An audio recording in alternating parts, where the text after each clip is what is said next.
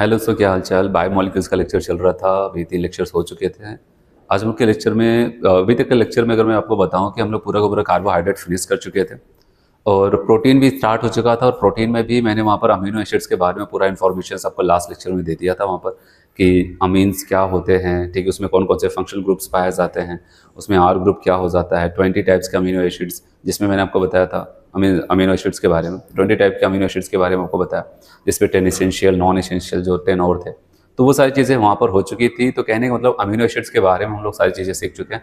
अब आते हैं यहाँ पर फिर से हम लोग स्ट्रक्चर ऑफ प्रोटीन को समझेंगे। आखिर ये प्रोटीन कैसे बनता है, कैसे अल्फा अमीनो एसिड एक दूसरे से जुड़ते चले जाते हैं, कौन से बॉन्ड से जुड़ते हैं और कैसे प्रोटीन का फॉर्मेशन होता है, कितने अमीनो एसिड जुड़ेंगे तो हम उसको प्रोटीन का नाम दे सकते हैं। तो ये सारी चीज़ें हम लोग यहाँ पर सीखने वाले हैं। तो आज का लेक्चर यहाँ से स्टार्ट होता है और ये है स्ट्रक्चर ऑफ प्रोटीन्स। ठीक है, स्ट्रक्चर ऑफ प्रोटीन से हम लोग देखते हैं। तो सब कुछ यहाँ पर लिखा गया एनसीईआरटी की बुक में। मैं पहले आपको थोड़ा सा समझाऊंगा, फिर यहाँ पर रीड कराता हूँ। तो स्ट्रक्चर ऑफ प्रोटीन्स से हम लोग यहाँ पर आज का लेक्चर स्टार्ट करने वाले हैं। यहाँ पर है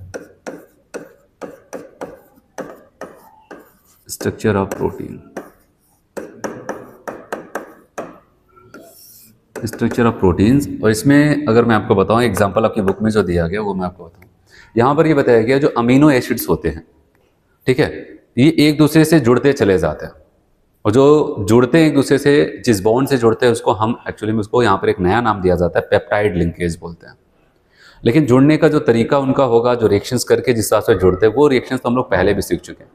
बताया गया एक अमीनो एसिड का कार्बोक्सिलिक ग्रुप और एक अमीनो एसिड का NH2 ग्रुप आपस में रिएक्ट करेंगे और वहां से एक वाटर मॉलिक्यूल रिमूव होगा और उनके बीच में CONH, जिसको हम एमाइड लिंकेज भी कह सकते हैं, एमाइड बॉन्ड का, एमाइड का फॉर्मेशन होता है। वो जो CONH का फॉर्मेशन होगा उसी को हम कहते हैं यहाँ पर पेप्टाइड लिंकेज या फिर पेप्टाइड बॉन्ड। जैसे आपकी बुक में एक एग्जाम्पल दिया गया, उसे इसमें आपको समझाता हूँ। हमारे पास एक अमीनो एसिड्स है जिसको हम कह सकते हैं यहाँ पर H2N ग्लाइसिन, ठीक है। यहाँ पर ये COOH ग्लाइसिन में आपको पता है यहाँ पर एक R ग्रुप H भी होता है, इसलिए मैंने 2 H लिख दिया। ये हमारे पास ग्लाइसिन है, ठीक है। और एक और अमीनो एसिड में हम लेके चलते हैं यहाँ पर H2NCH एलानिन, ठीक है, ये COOH। ऐसे 2 अमीनो एसिड्स हमारे पास है, एक है ग्लाइसिन, दूसरा है एलानिन, ठीक है, ऐसे ग्लाइसिन और एलानिन। और अगर हम बात करते हैं यहाँ पर ग्लाइसिन और एलानिन जब आपस में रिएक्शंस करेंगे तो क्या होगा, आपको याद रखना, क्योंकि ये एक अमीनो एसिड, ये एक अमीनो एसिड है और अमीनो एसिड के पास COOH और NH2 दोनों ग्रुप पाया जाता है। तो यहाँ पर आपको ये बताया था किसी एक अमीनो एसिड का COH ग्रुप और किसी एक अमीनो एसिड्स का NH2 ग्रुप का H, ठीक है, आपस में रिएक्शंस करेगा। तो याद रखना COOH एसिड वाले ग्रुप का OH और NH2 ग्रुप का केवल एक H हटेगा, जिससे कि यहाँ से एक वाटर मॉलिक्यूल ही केवल निकल पाएगा। और उसके बाद अगर मैं यहाँ पर लिखूँ जो प्रोडक्ट्स बनेगा उसको हम क्या लिखेंगे, ऐसे यहाँ पर अब बताओगे CH2 और यहाँ पर अब हो जाएगा CO और इसी से आकर जुड़ जाएगा N और N के पास एक H बचा रह जाएगा। इस बात का ध्यान रखें, केवल 2 इनमें से केवल एक हटा है, एक H यहाँ से आए। अब बताओगे यहाँ पर फिर जुड़ा हुआ CH, इसको कहेंगे CH3 और यहाँ पर COOH, ऐसे हो जाता है। और यहाँ पर अगर हम ध्यान दें, यहाँ पर जब ये दोनों आपस में जुड़ रहे हैं, ठीक है, तो इनके बीच में जो नया कंपाउंड्स बन रहा है वो CONH, जिसको हम एमाइड भी कहते हैं, और या फिर CONH, इसको हम यहाँ पर जो एक नया नाम आपको सुनने को मिलेगा उसको कहते हैं पेप्टाइड, ठीक है। इसको हम पेप्टाइड लिंकेज या फिर इसी को हम कहते हैं पेप्टाइड बॉन्ड, जो भी आप ठीक से बोलेगा, पेप्टाइड बॉन्ड, पेप्टाइड लिंकेज या फिर पेप्टाइड बॉन्ड इसको कहा जाता है, ठीक है। और यहाँ पर याद रखना, ये जो पेप्टाइड बॉन्ड, पेप्टाइड लिंकेज आप देखने को मिल रहा है, आपको पता है ये कुछ और नहीं, ये क्या है भाई, यहाँ पर एमाइड ही तो है। अगर आप देखें जो कंपाउंड्स बन रहा है इसको एमाइड ही तो कहेंगे। वैसे भी आपको पता होगा जब एसिड और अमीन आपस में रिएक्शंस करते हैं और हीट कर दें उनको, तो वहाँ पर एमाइड का ही फॉर्मेशन होता है, CONH एमाइड ही है। हाँ, ये जो प्रोडक्ट्स होता है इसको कॉमनली अगर बोला जाए कि 2 अमीनो एसिड से मिलकर के एक प्रोडक्ट्स बना है, तो इसको हम कहेंगे यहाँ पर ये एक डाई पेप्टाइड्स बना है। क्या बना है भाई, डाई पेप्टाइड। याद रखना यहाँ पर ये डाई पेप्टाइड्स किस बात को बताता है कि इसको बनने के लिए 2 अमीनो एसिड यहाँ पर खर्च हुए। जितने अमीनो एसिड्स खर्च हुए हैं उसी के नाम पे हम उसका नाम दे सकते हैं। जैसे अगर एक और यहाँ पर हम जोड़ते हैं, एक और अमीनो एसिड्स यहाँ पर जोड़ते हैं, अगर एक और जोड़ते हैं तो आपको पता है इनके सामने यहाँ पर जो और आता है अगला, तो उसका कौन सा ग्रुप आता है, इसके यहाँ पर NH2 ग्रुप, ऐसे हम कहते हैं यहाँ पर उसका NH2 ग्रुप आता। फिर यहाँ पर जो भी रहता है ऐसे, अगर इनके साइड यहाँ पर भी जोड़ देते हैं, यहाँ पर अगला वाला जो अमीनो एसिड्स होगा उसका CH ग्रुप, तो ऐसे वो जुड़ते चले जाते हैं।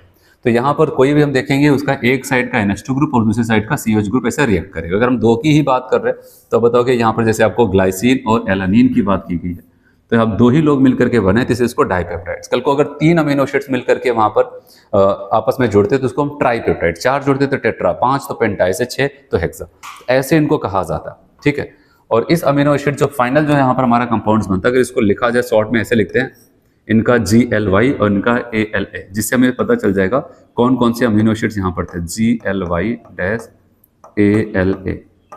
ठीक है, ऐसे इसको लिख सकते हैं। उसके बाद अगर हम बात करते हैं यहाँ पर,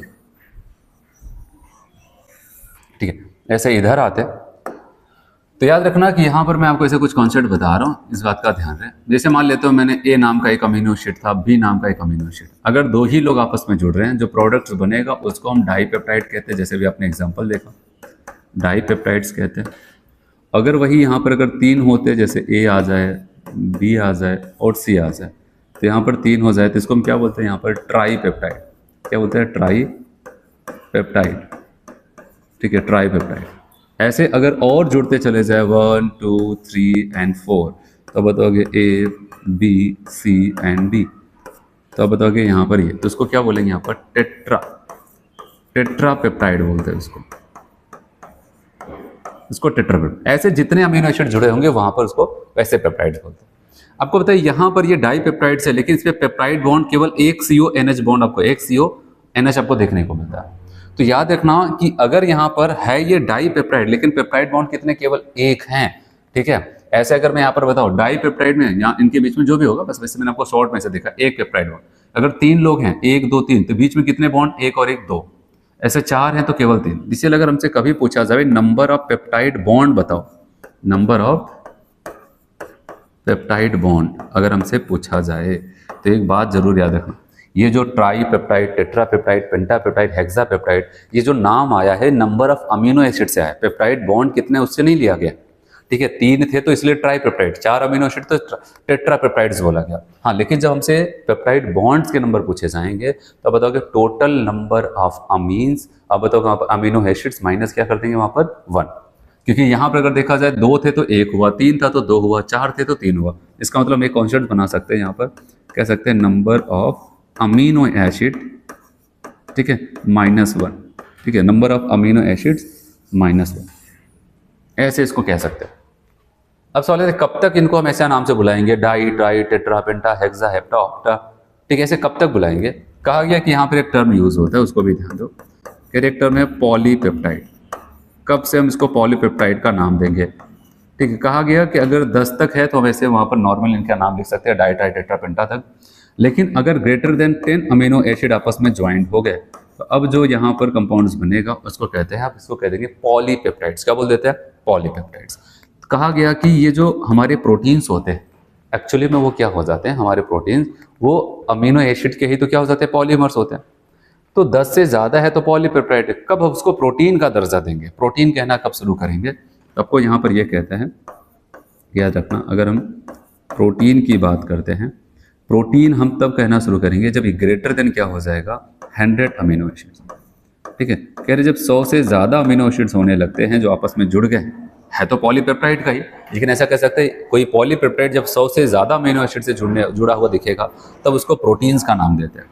और क्यों प्रोटीन्स का कहते हैं? आपको बताओ जाए, प्रोटीन एक मैक्रो मॉलिक्यूल है। क्या हो जाता है? मैक्रो मॉलिक्यूल्स है। और मैक्रो मॉलिक्यूल्स के लिए यहाँ पर आपको ये बताया गया कि जो भी मैक्रो मॉलिक्यूल्स होगा उसका जो मॉलिक्यूलर वेट होगा लगभग 10,000 U या फिर AMU कह सकते हैं, उनका मॉलिक्यूलर वेट इससे ज़्यादा होता है तब वहाँ पर मैक्रो मॉलिक्यूल्स का दर्जा देते हैं। इसलिए बताया गया लगभग जब 100 से ज़्यादा अमीनो एसिड आपस में कंबाइन होते हैं तब जाकर के उनका मॉलिक्यूलर वेट 10,000 के ऊपर बढ़ता है, तभी वहाँ पर हम क्या करते हैं? उसको प्रोटीन का दर्जा देते हैं। फिर सवाल आता है, क्या सच में पॉलीपेप्टाइड और प्रोटीन को एकदम स्पष्ट रूप से बताने का कोई शार्प वहाँ पर कंडीशंस है, मतलब एकदम शार्प डेफिनेशंस हो कि हाँ इसके ऊपर ये और इसके नीचे ये, ऐसा कुछ है? बताया कि ऐसा बहुत क्लियर क्लासिफिकेशंस नहीं है यहाँ पर कि 100 के ऊपर ही होगा तभी प्रोटीन्स वहाँ पर बोला जाएगा। कहा जाता है बहुत कुछ ऐसे भी देखने को मिले हैं जिनके पास अमीनो एसिड बहुत कम है लेकिन तब भी वो प्रोटीन होते हैं। एक वेल कॉन्फ़िगरेशन वहाँ पर देखने को मिलता है, वेल डिफाइंड कॉन्फ़िगरेशन आपकी एनसीईआरटी में लिखता है। वेल डिफाइंड कॉन्फ़िगरेशन अगर कम अमीनो एसिड के साथ 100 से कम ही अमीनो एसिड के साथ अगर वेल डिफाइंड कॉन्फ़िगरेशन आपको देखने को मिल जाता है, तब भी उसको हम प्रोटीन्स का नाम दे सकते हैं। जैसे कि एग्जाम्पल के तौर पर आपको बताया गया, ये याद रखने से पूछा जा सकता है। इंसुलिन क्या बोलता है? इंसुलिन एक प्रोटीन है, ये एक प्रोटीन है, लेकिन इनके पास जो अमीनो एसिड केवल 51 अमीनो एसिड ही हैं, लेकिन तब भी ये प्रोटीन की तरह काम करते हैं। मतलब एक वेल डिफाइंड कॉन्फ़िगरेशन यहाँ पर देखने को मिलता है, इसलिए आपको ऐसा बताया गया। इंसुलिन 51 अमीनो एसिड्स यहाँ पर पाए जाते हैं। तो ये आपको यहाँ पर बताया गया जनरल इन्फॉर्मेशन में कैसे बॉन्ड्स बनता है। पेप्टाइड लिंकेज एक्चुअली में क्या हो जाता है, एमाइड का ही फॉर्मेशन होता है। और आपको यहाँ पर बताया कि जितने अमीनो एसिड्स होंगे उससे एक कम वहाँ पर पेप्टाइड बॉन्ड्स होगा। जितने अमीनो एसिड्स होंगे आपस में जुड़ेंगे उसी के नाम से हम उसको पेप्टाइड बुला सकते हैं, ट्राई टाई टेट्रा पेंट्रा। 10 से ज़्यादा हो गया तो पॉलीपेप्टाइड कर सकते हैं, 100 से ज़्यादा तो प्रोटीन। प्रोटीन के लिए बताया गया कंडीशन चुकी है मैक्रोमोलिक्यूल, मैक्रोमोलिक्यूल के मॉलिक्यूलर वेट लगभग 10,000 यू या फिर AMU ऐसा बोल सकते हैं, यूनिट है। बताया गया इससे ज़्यादा होगा तो उसको प्रोटीन कहते हैं। लेकिन कुछ ऐसे होते हैं कम अमीनो एसिड लगते हैं, लेकिन वेल डिफाइंड कॉन्फ़िगरेशंस होने की वजह से कम अमीनो एसिड के साथ भी उनको हम प्रोटीन्स का नाम दे देते हैं। चलिए इतना हम रेट करते हैं।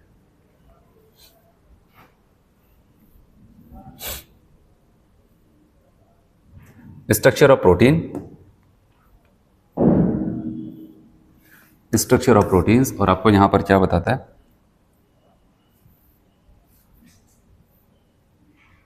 चलिए यहाँ पर पहले पढ़ते तब इसके रिएक्शंस को देखेंगे।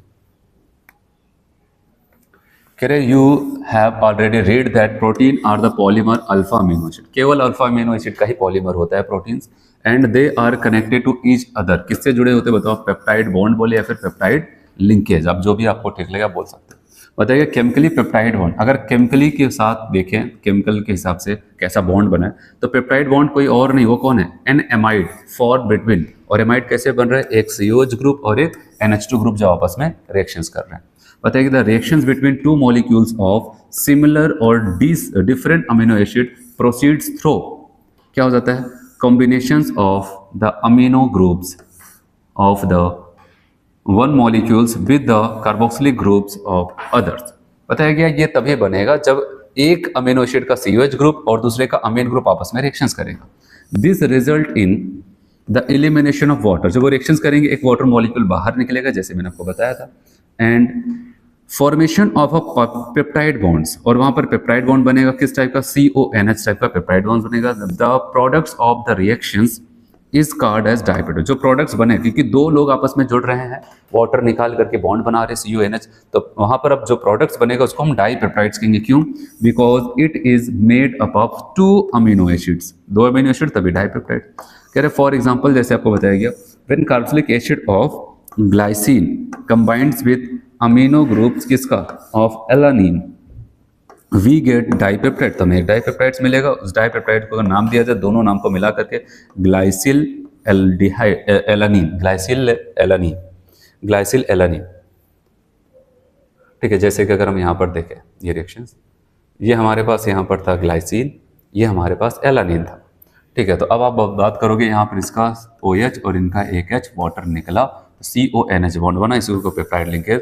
प्रोडक्ट को हम कहते हैं ग्लाइसिल एलानिन के नाम से जानते हैं, इसको हम GLY ALA भी ऐसे शॉर्ट में बता सकते हैं। ठीक, अब यहाँ पर बात करते हैं, 2 तो जुड़ चुके हैं, कह रहे अगर 2 में एक और जोड़ दिया तो यहाँ से if a third amino acids combine to a dipeptide, एक तीसरा भी डाइपेप्टाइड में आकर के जुड़ जाए किनारे पे, तो प्रोडक्ट इज कॉल्ड, तो प्रोडक्ट को हम कहेंगे भाई ये तो ट्राइपेप्टाइड बनी। ऐसे ही tripeptide contain 3 amino acid. Tripeptide की बात रहे उसमें 3 अमीनो एसिड है, लेकिन लिंक्ड भाई कितने पेप्टाइड बॉन्ड होंगे? 2 पेप्टाइड लिंकेज। कह रहे नाम के तो 3, वहां पर अमीनो एसिड 3 है, लेकिन पेप्टाइड बॉन्ड केवल 2।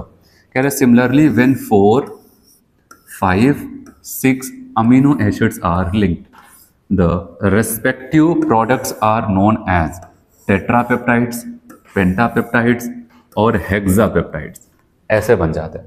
फिर बताइए respective, बताइए when the number of such amino acids, ऐसे बहुत सारे अमीनो एसिड आपस में जुड़े और कितना more than 10, यहाँ पर क्या लिखता है? more than 10, then the products are called polypeptide। तो ऐसे प्रोडक्ट्स को हम पॉलीपेप्टाइड्स का नाम देते हैं जब 10 से ज़्यादा हो।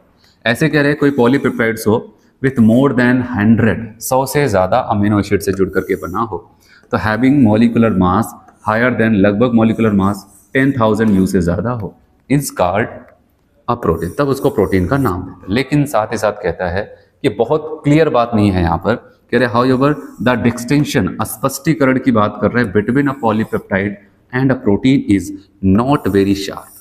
ठीक है, बहुत शार्प नहीं है कि एक ही लाइन से हमारी बात तय हो जाए। वहाँ पर कह रहे हैं कि यहाँ पर polypeptides with fewer amino acid, बहुत कम अमीनो एसिड्स हो, are likely to be called protein. ऐसा भी हो सकता है, कम अमीनो एसिड के साथ है तब भी उसको हम प्रोटीन का दर्जा दे सकते हैं।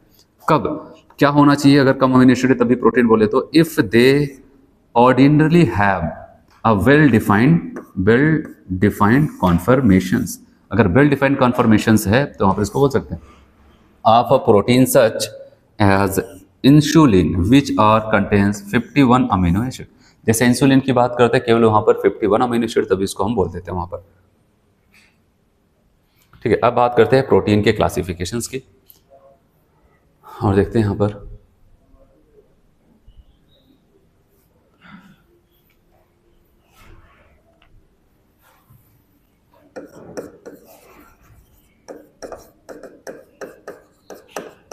Classification of protein.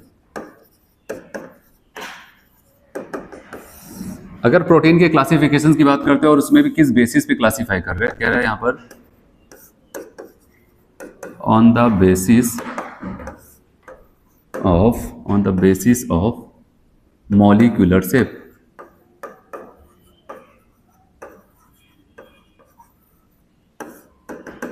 On the basis of molecular shape, तो आपको यहां पर प्रोटीन्स की अगर बात करते हैं, ये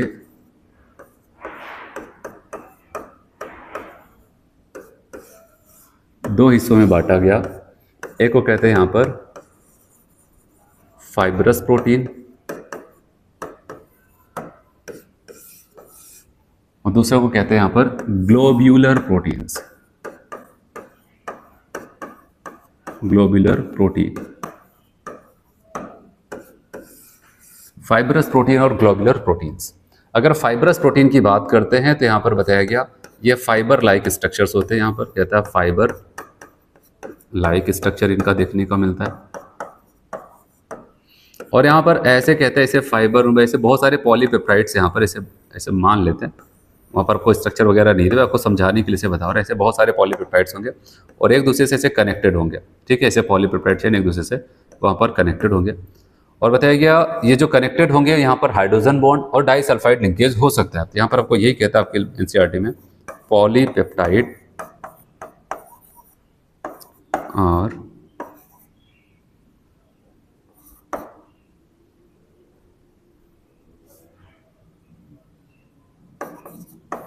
कहता है पॉलीपेप्टाइड्स आर रन पैरेलल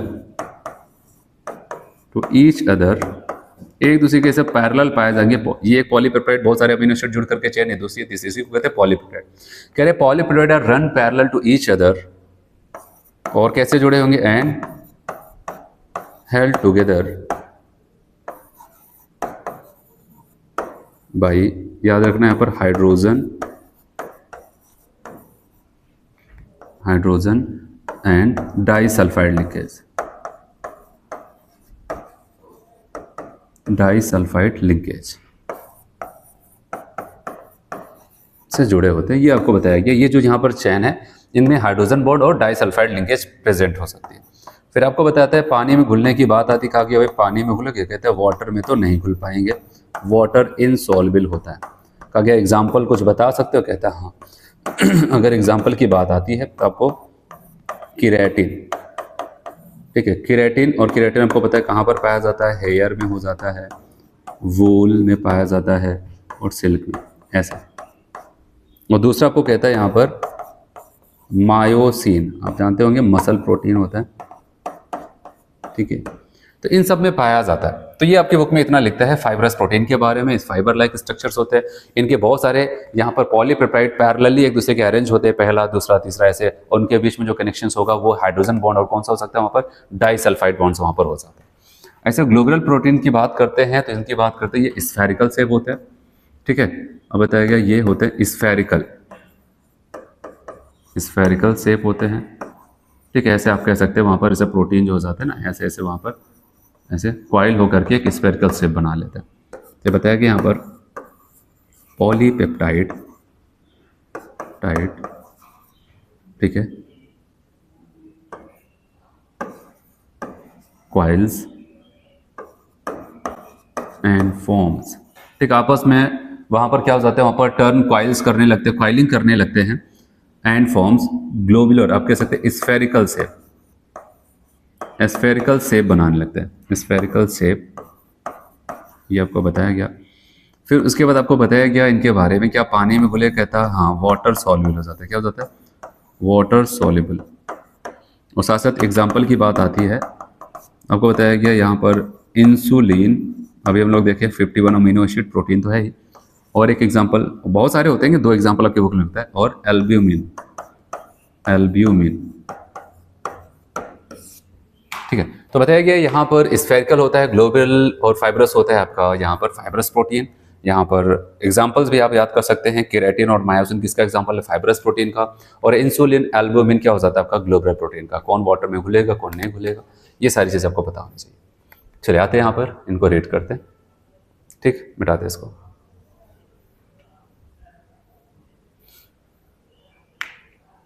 यहाँ से मैं देखना था, कह रहे proteins can be classified into 2 types, one on the basis of their molecular shape. तो पहला आपको बताता है यहाँ पर फाइब्रस प्रोटीन, और फाइब्रस प्रोटीन की अगर हम बात करें तो कह रहा है when the polypeptide chains run parallel and are held together by कौन कौन सा बॉन्ड, hydrogen bond and disulphide bonds, then fibre like structure वहां पर बनके तैयार हो जाते हैं, इसलिए फाइब्रस बोलते हैं। सच प्रोटीन्स आर जनरली, ज्यादातर आपको देखने को मिलेगा पानी में घुलने को तैयार नहीं होते हैं।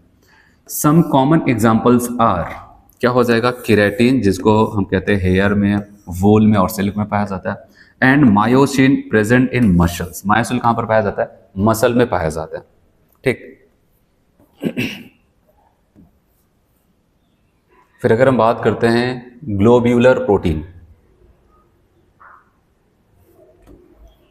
ग्लोब्यूलर प्रोटीन की अगर बात करते हैं, ग्लोब्यूलर प्रोटीन की बताइए, this structure result when the chain of polypeptides coil around two give spherical shape. बताइए ये क्या हो जाता है कि पॉलीपेप्टाइड चेन क्वाइल करने लगते हैं, ऐसे गोल गोल घूमने लगते हैं, वहां पर ऐसे आपस में क्वाइल करने लगते हैं, तो वो कैसा शेप रखने लगते हैं, स्फेरिकल।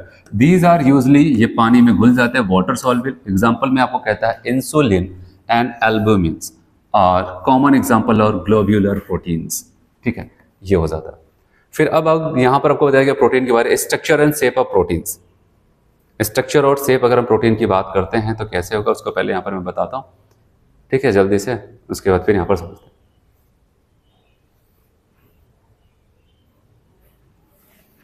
कहता है यहाँ पर structure and shape of proteins.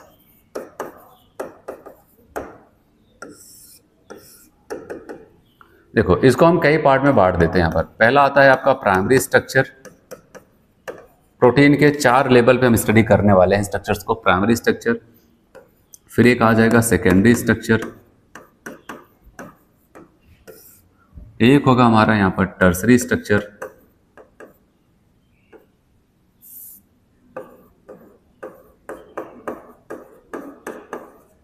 और आखिरी यहाँ पर आएगा हमारा 4 डिग्री मतलब क्वाटर्नरी स्ट्रक्चर। ये सब प्रोटीन के स्ट्रक्चर की बात होने जा रही है। प्राइमरी स्ट्रक्चर की अगर हम बात करते हैं तो यहाँ पर सिंपल से ये कहता है कि अगर हम कोई भी प्रोटीन पॉलीपेप्टाइड से मिलकर के बनता है, मतलब बहुत सारे पॉलीपेप्टाइड्स जब बहुत ज़्यादा बड़े होने लगते हैं तो कहते हैं प्रोटीन नाम देना लगता है। और पॉलीपेप्टाइड कैसे बनता है बताओ कि एक अमीनो एसिड दूसरे से जुड़ता चला जाता है पेप्टाइड लिंकेज से। सेम चीज़ यहाँ पर कह रहे हैं, जब यहाँ पर क्या हो जाता है पॉलीपेप्टाइड्स, एक या एक से अधिक पॉलीपेप्टाइड्स एक दूसरे से ऐसा कनेक्टेड होते चले जाते हैं, वहाँ पर अमीनो एसिड से जुड़ते जुड़ते चले जाते हैं, एक बड़ी सी चेन बन जाती है। तो उसी सिंपल से फॉर्म्स को हम क्या बोलते हैं, यहाँ पर प्राइमरी स्ट्रक्चर्स बोलते हैं। मैं इसको आपको ऐसा दिखा रहा हूँ सिंपल सा, ऐसे मान लेते हैं ये एक प्रोटीन है, ठीक है, ये दूसरा प्रोटीन, ये सॉरी अमीनो एसिड है, ये ऐसे मैं यहाँ पर जो राउंड दिखा रहा हूँ ये अमीनो एसिड को बता रहा है, और ऐसा मान के चलते हैं ये अमीनो एसिड एक दूसरे से कनेक्ट होते चले जा रहे हैं, ठीक, इनके बीच में पेप्टाइड लिंकेज है, पूरा बहुत अंदर नहीं जाता है।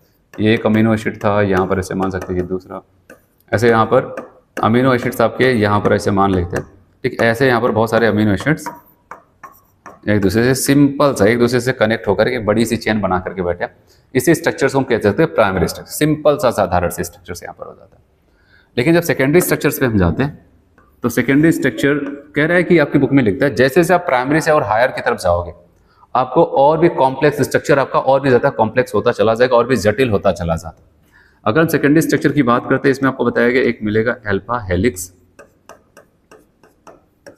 और दूसरा जो यहां पर हम बात करते हैं उसको कहते हैं beta pleated sheet, beta pleated sheet, beta pleated sheet ऐसे। और अल्फा हेलिक्स की बात करते कह रहे ये जो प्राइमरी स्ट्रक्चर है इसी में क्या हो जाता है, क्वाइलिंग होने लगती, राइट हैंडेड क्वाइलिंग, ठीक है, राइट हैंडेड क्वाइलिंग इसमें होने लगते हैं। और क्वाइलिंग के लिए जिम्मेदार हाइड्रोजन बॉन्डिंग, और हाइड्रोजन बॉन्डिंग बनने के लिए इनके पास वो सारी कंडीशंस है। आपको पता है हाइड्रोजन बॉन्डिंग के लिए क्या, FON फ्लोरीन ऑक्सीजन नाइट्रोजन से H जुड़ा हो और फिर वो H किसी और फ्लोरीन ऑक्सीजन नाइट्रोजन के संपर्क में आएगा तो वहां पर हाइड्रोजन बॉन्ड्स बना देता है। क्या ऐसी कंडीशन यहां पर आप बताओगे? हाँ, क्योंकि एमाइड लिंकेज एक बार फिर से देखो जिसको हमने पेप्टाइड बताया था CONH, नाइट्रोजन के पास एक H लगा हुआ है और नाइट्रोजन के पास H लगा हो इसका मतलब सारी कंडीशन फुलफिल है, हाइड्रोजन बॉन्ड बनाने के लिए तैयार है। तो नाइट्रोजन जो एमाइड लिंकेज की अगर बात करते हैं, जो नाइट्रोजन से जुड़ा हुआ H है अपने एडजेसेंट अपने बगल में कोई और वहां पर पाए जाने वाला CONH बॉन्ड के साथ उसके C डबल बॉन्ड O के साथ क्या कर जाता है वहां पर, अब बताओगे हाइड्रोजन बॉन्ड बना लेता है।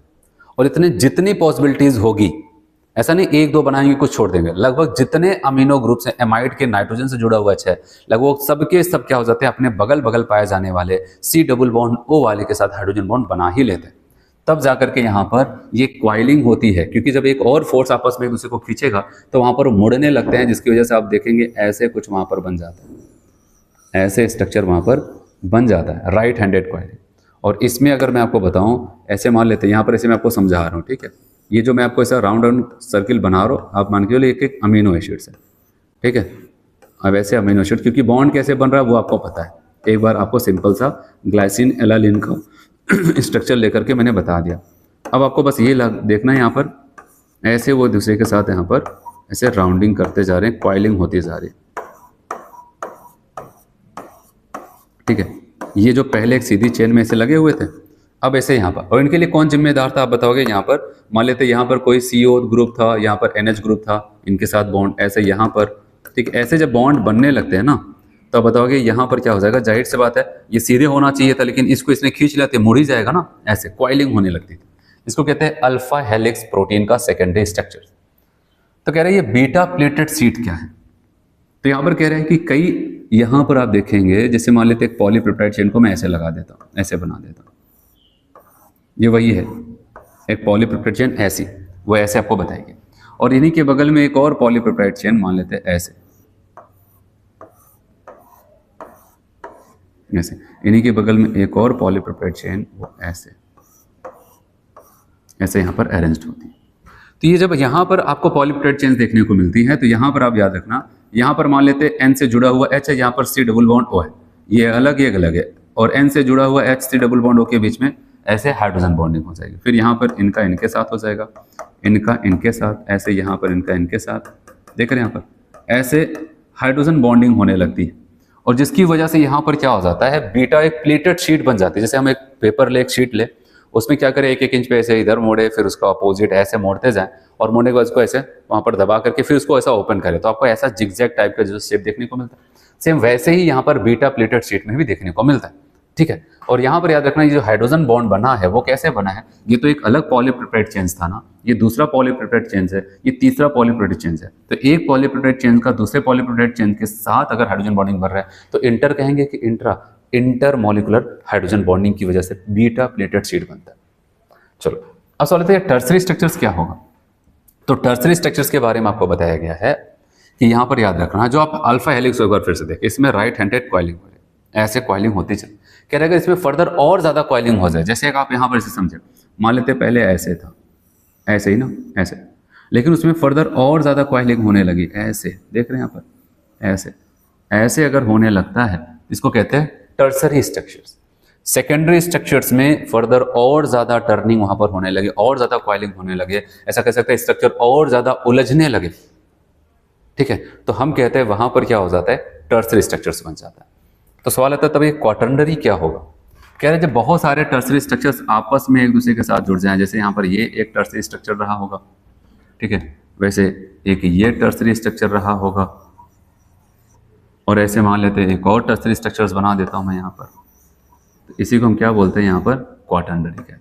जब कई सारे टर्सरी स्ट्रक्चर है, फिर कई सारे सब यूनिट आपस में जुड़ जाते हैं, यहाँ पर एक दूसरे से कनेक्टेड हो जाते हैं, तो यहाँ पर ऐसा कह सकते हैं ये क्वाटर्नरी स्ट्रक्चर्स। आया समझ में? तो ये हमें याद रखना है, और यहाँ पर एक नोट करके पॉइंट्स आपकी बुक में दिया है, वो भी याद रखना है हर किसी को। कह रहे secondary and tertiary structure protein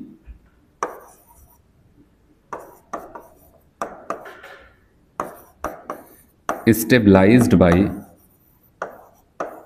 किसके द्वारा, याद रखना ये लाइन बुक में है तो जरूर पूछ सकता है यहाँ पर, सेकेंडरी स्ट्रक्चर और टर्सरी स्ट्रक्चर किस फोर्स के द्वारा स्टेबलाइज होता है। आप ऐसा कह सकते हैं force responsible for the stabilise the primary and secondary and tertiary structures are. अब बताओगे यहाँ पर सबसे पहले आपको कहता है हाइड्रोजन बॉन्ड,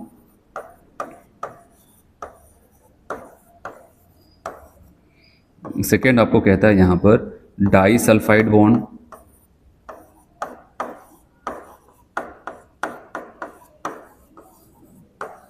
और थर्ड आपको कहता है यहाँ पर von der Waals forces,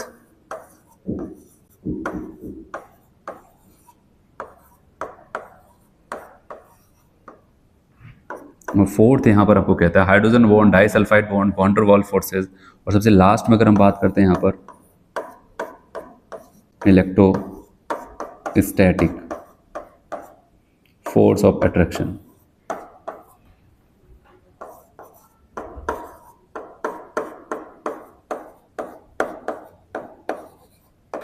electrostatic force of attraction कहा गया, ये चार फोर्सेस रिस्पॉन्सिबल होते हैं सेकेंडरी और टर्सरी को स्टेबलाइज करने के लिए। और मैं आपको बता दूं जो हमारी बॉडी के अंदर जो प्रोटीन्स है जिसमें एक बायोलॉजिकल एक्टिविटी को अच्छे से परफॉर्म कर रहा है, उसमें वो कौन सी डिग्री का होता है, टर्सरी। अभी थोड़ी देर पहले मैंने टर्सरी में आपको बताया था, थोड़ी देर पहले दो प्रोटीन्स का नाम बताया था, आपको याद है, जो मॉलिकुलर शेप पे बताया था, फाइब्रस, कौन कौन से बताया था आपको, फाइब्रस, ठीक है, यहाँ पर अब बताओगे एक था फाइब्रस और दूसरा क्या था वहाँ पर, ग्लोब्यूलर। वो एक्चुअली क्या हो जाता है, ये 3 डिग्री जो टर्सरी स्ट्रक्चर्स हो जाता है, इसी का ही एग्जांपल था, ठीक है, आपको याद रखना है यहाँ पर वो उसी का एग्जांपल था,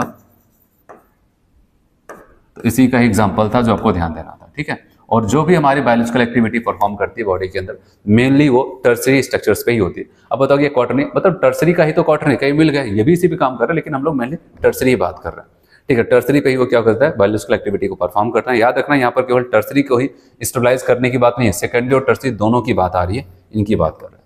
तो अब ये मैंने आपको यहाँ पर रफली जैसा भी था यहाँ पर बताया। अब हम क्या करने वाले यहाँ पर, इसको आपके एनसीईआरटी में रीड करते हैं आखिर क्या बताया, ठीक है। ये प्राइमरी सीधी चेन, सेकेंडरी के दोनों अल्फा हेलिक्स बीटा प्लेटेड, और उसके बाद यहाँ पर आपको बताया गया क्या हो जाता था, ठीक है, तो टर्सरी एंड क्वाटर्नरी। चलिए वापस आते हैं, फाइब्रस और ग्लोबुलर प्रोटीन थोड़ी देर पहले जो मैं इसके पहले क्लासिफिकेशन बताया था, वो टर्सरी स्ट्रक्चर के ही हिस्से हैं और इसी पे ही वो अपनी बायोलॉजिकल एक्टिविटी को परफॉर्म करते हैं। चलो वापस आते हैं और यहाँ पर रीड करते हैं इनके प्राइमरी सेकेंडरी टर्सरी स्ट्रक्चर्स को। प्राइमरी स्ट्रक्चर ऑफ प्रोटीन्स, ठीक है, क्योंकि यहां से था structure and shape of protein can be studied at 4 different levels. आपको बताएगा that is the primary secondary tertiary and quaternary, each level beings more complex than the previous one. प्रत्येक क्या हो जाएगा, पहले वाले से वहां पर ज्यादा कॉम्प्लेक्स होता चला जाता है। कह रहा है कि प्राइमरी स्ट्रक्चर ऑफ प्रोटीन्स में है, प्रोटीन के साथ क्या हो सकता है यहाँ पर, 1 or more polypeptide chains, each polypeptide in a protein has amino acids. कह रहे प्रत्येक पॉलीपेप्टाइड्स में आपको अमीनो एसिड्स देखने को मिलेगा, linked with each other in a specific sequence, and it is this sequence of amino acids that is said to be primary structure. मतलब आप ऐसे एक अमीनो एसिड दूसरे से जुड़ता जा जाए एक स्पेसिफिक सीक्वेंस में, कि पहले ये आएगा फिर उसके बाद ये आएगा, ऐसे वहां पर एक सीक्वेंस में जुड़ता चला जाए, उसी को हम कहते हैं primary structures of that of protein. फिर कह रहे हैं any change in this primary structures that is the sequence of amino acids create a different proteins. जैसे अगर मैंने क्या किया, जैसे आपको पता है एलानिन आएगा, ग्वानिन, वहाँ पर क्या हो जाता है कि उसके बाद ग्लाइसिन आएगा, ट्रिप्टोफैन, ऐसा एक सीक्वेंस होगा। अगर उसमें से हमने क्या किया कि कुछ सीक्वेंस बदल दिया, नहीं इसके बाद अब ये आएगा कि नहीं आएगा, अगर हमने वहाँ पर अमीनो एसिड्स का सीक्वेंस बदला, इसका मतलब हम कोई दूसरा प्रोटीन्स बनाने जा रहे हैं, क्योंकि वही सीक्वेंस से ही क्या हो जाता है, डिफरेंट डिफरेंट प्रोटीन्स बनते हैं। तो सिंपल सा यहाँ पर केवल एक अमीनो एसिड दूसरे से जुड़ता चला जा रहा है, वो प्राइमरी स्ट्रक्चर बना रहा है, केवल इतना प्राइमरी में बोला गया। फिर सेकेंडरी की बात करते हैं। प्रोटीन कह रहे हैं the secondary structure of proteins refer to shape in which a long polypeptide chains can exist. कह रहे बहुत बड़ी सी पॉलीपेप्टाइड चेन्स होगी, और कैसे एग्जिस्ट करेगी, देख रहे बताइए। They are found to exist in two different types of structures. कौन कौन से कह रहे हैं, एक अल्फा हेलिक्स और दूसरा बता रहा है बीटा प्लेटेड शीट स्ट्रक्चर्स में देखने को मिलता है। फिर उसके बाद आपको यहां पर यह कह रहा है, कह रहे दीज स्ट्रक्चर्स आर एराइजेस। ये स्ट्रक्चर कैसे बनते होंगे, बीटा प्लेटेड शीट और यहाँ पर अल्फा हेलिक्स। कह रहे दीज स्ट्रक्चर्स आर एराइजेस, यहाँ से लाइन याद रखना, due to regular folding of the backbone. जो उसकी बैकबोन्स बनी एक दूसरे से कनेक्टेड है, तो कैसे वहां पर कह रहे हैं कि regular folding of the backbone of polypeptide chains due to कौन से बॉन्ड की वजह से, हाइड्रोजन बॉन्ड की वजह से वहां पर उनमें खिंचाव आने लगता है एक दूसरे के प्रति। वहां पर क्या होता है, एडजेसेंट वाले से जुड़ने के चक्कर में चेन मुड़ने लगती है। और बताओ कि हाइड्रोजन बॉन्ड किसके बीच में बनेगा, between CO and NH group of the peptide bonds, ठीक है। और बताइए यहाँ पर alpha helix is one of the most common ways in which a polypeptide chain forms all possible hydrogen bonds by twisting into the right-handed skew helix with the NH group of each amino acid residue hydrogen bonded to the CO of an adjacent turns of the helix as shown in the figure। कह रहे हैं यहाँ पर आपको इस बात का ध्यान रखना है, यहाँ पर कैसे बनेगा ये स्ट्रक्चर्स। जैसे आपको यहाँ पर दिखाया गया, मान लेते हैं यहाँ पर CO है, यहाँ पर बगल में यहाँ पर एक NH था, NH इसके CO के साथ क्या कर रहे हैं, कनेक्ट ऑक्सीजन के साथ, तो जाहिर सी बात ये दोनों एक दूसरे को खींचेंगे तो मुड़ ही जाएंगे ना। ऐसे ये NH इसके C+O को खींच रहे, खींचेगा तो पहले सीधे थे, जब खींचेगा तो मुड़ ही जाएगा यहाँ पर। ऐसे ये CO यहाँ पर NH, ऐसे यहाँ पर NH CO NH CO ऐसे जुड़ते चले जाते हैं, ठीक है। फिर बात करते हैं यहाँ पर, ये हो गया। फिर कहता है बीटा प्लेटेड शीट स्ट्रक्चर की अगर हम बात करें, बीटा प्लेटेड शीट स्ट्रक्चर कह रहा ऑल पेप्टाइड चेन्स, बहुत सारे peptide chains are stretched out in a nearly maximum extensions and then laid side by side chain and held together by कौन सा हाइड्रोजन बॉन्ड बताओ, intramolecular hydrogen bondings. The structures resembles the pleated fold of drapery and therefore is known as a pleat पर beta pleated sheet. जैसे कह रहे थे ऐसे ऐसे सीधी रही होगी, लेकिन इसके बगल में आ गया तो इसकी वजह से इनमें बीच में खिंचाव होता है। देख रहे हैं यहाँ पर ये CO एक का और NH किसी और का, फिर ये अलग चेन है, ये अलग चेन है, तो यहाँ पर इस चेन का NH, इस NH का CO, ऐसे यहाँ पर CO NH, ऐसे इधर भी है, इसका CO बगल वाले के NH से, इसका NH इस वाले CO से, ऐसे यहाँ पर क्या हो जाता है, हाइड्रोजन बॉन्ड बना लेते हैं और ऐसी फोल्डिंग बनाने लगते हैं वहाँ पर कि वहाँ पर आपको बताया गया कि ये प्लेटेड फोल्ड देखने को मिलता है, इसलिए इसको बीटा प्लेटेड शीट के नाम से जाना जाता है, ठीक। फिर टर्सरी स्ट्रक्चर्स की बात करते हैं। तो टर्सरी स्ट्रक्चर ऑफ प्रोटीन में आपको कहता है कि the tertiary structure of protein represent overall folding of the peptide chain, मतलब पेप्टाइड चेन में पूरा का पूरा फोल्डिंग होगी, वहां पर काफी ज्यादा हो जाएगी, दैट इज ऐसे कह सकते हैं further folding of the secondary structure. Secondary structure में और ज्यादा, पहले तो ऐसे फोल्डिंग था, और ज्यादा फोल्डिंग होने लगे तो कहते हैं टर्सरी की बात हो रही है।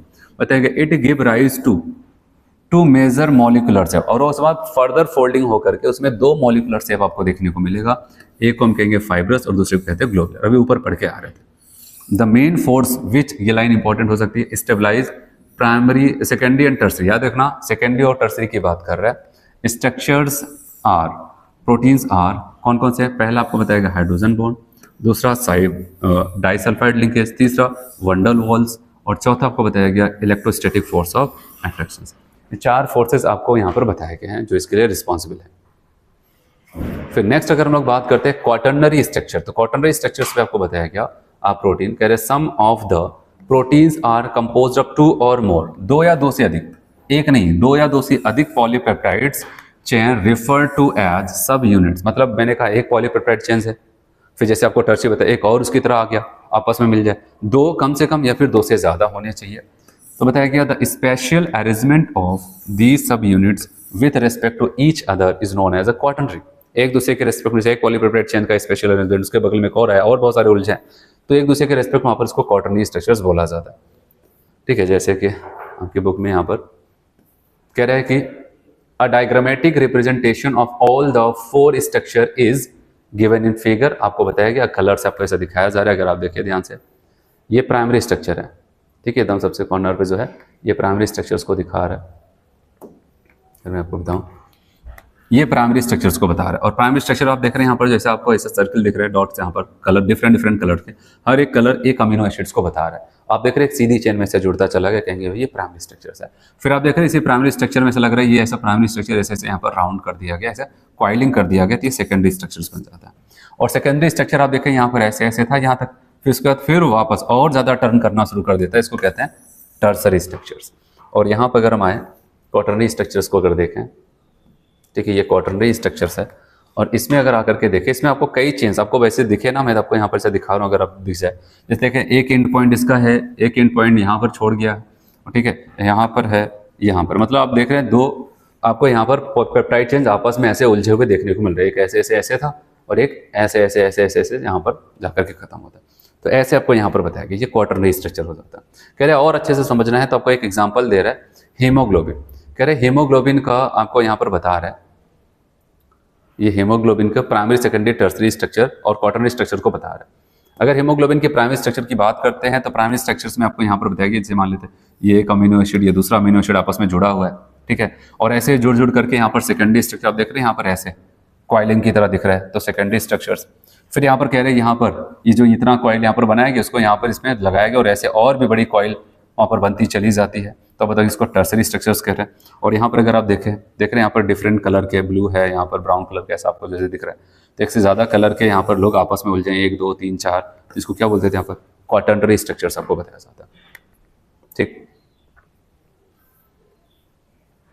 तो स्ट्रक्चर ऑफ प्रोटीन्स तो हो गया हमारा कंप्लीट। यहाँ पर इसके बाद हम लोग बात करते हैं डीनेचुरेशन ऑफ प्रोटीन्स।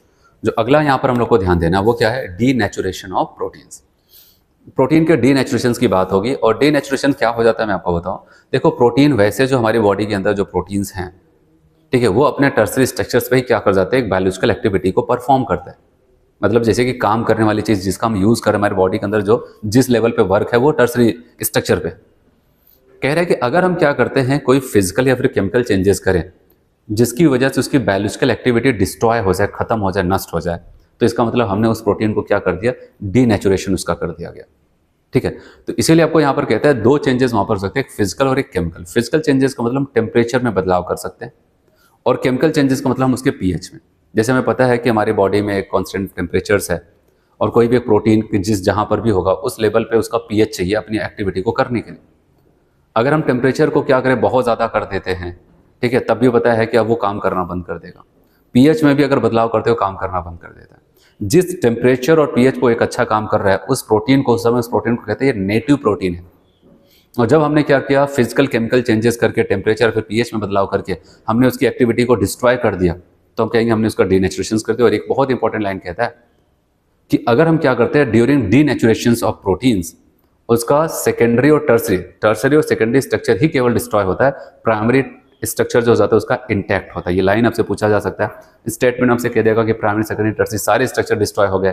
अब बताओगे नहीं, केवल सेकेंडरी और टर्सरी, प्राइमरी तो जमीनी लेवल पर था वो क्या कर जाता है, उसमें कोई परिवर्तन नहीं होता।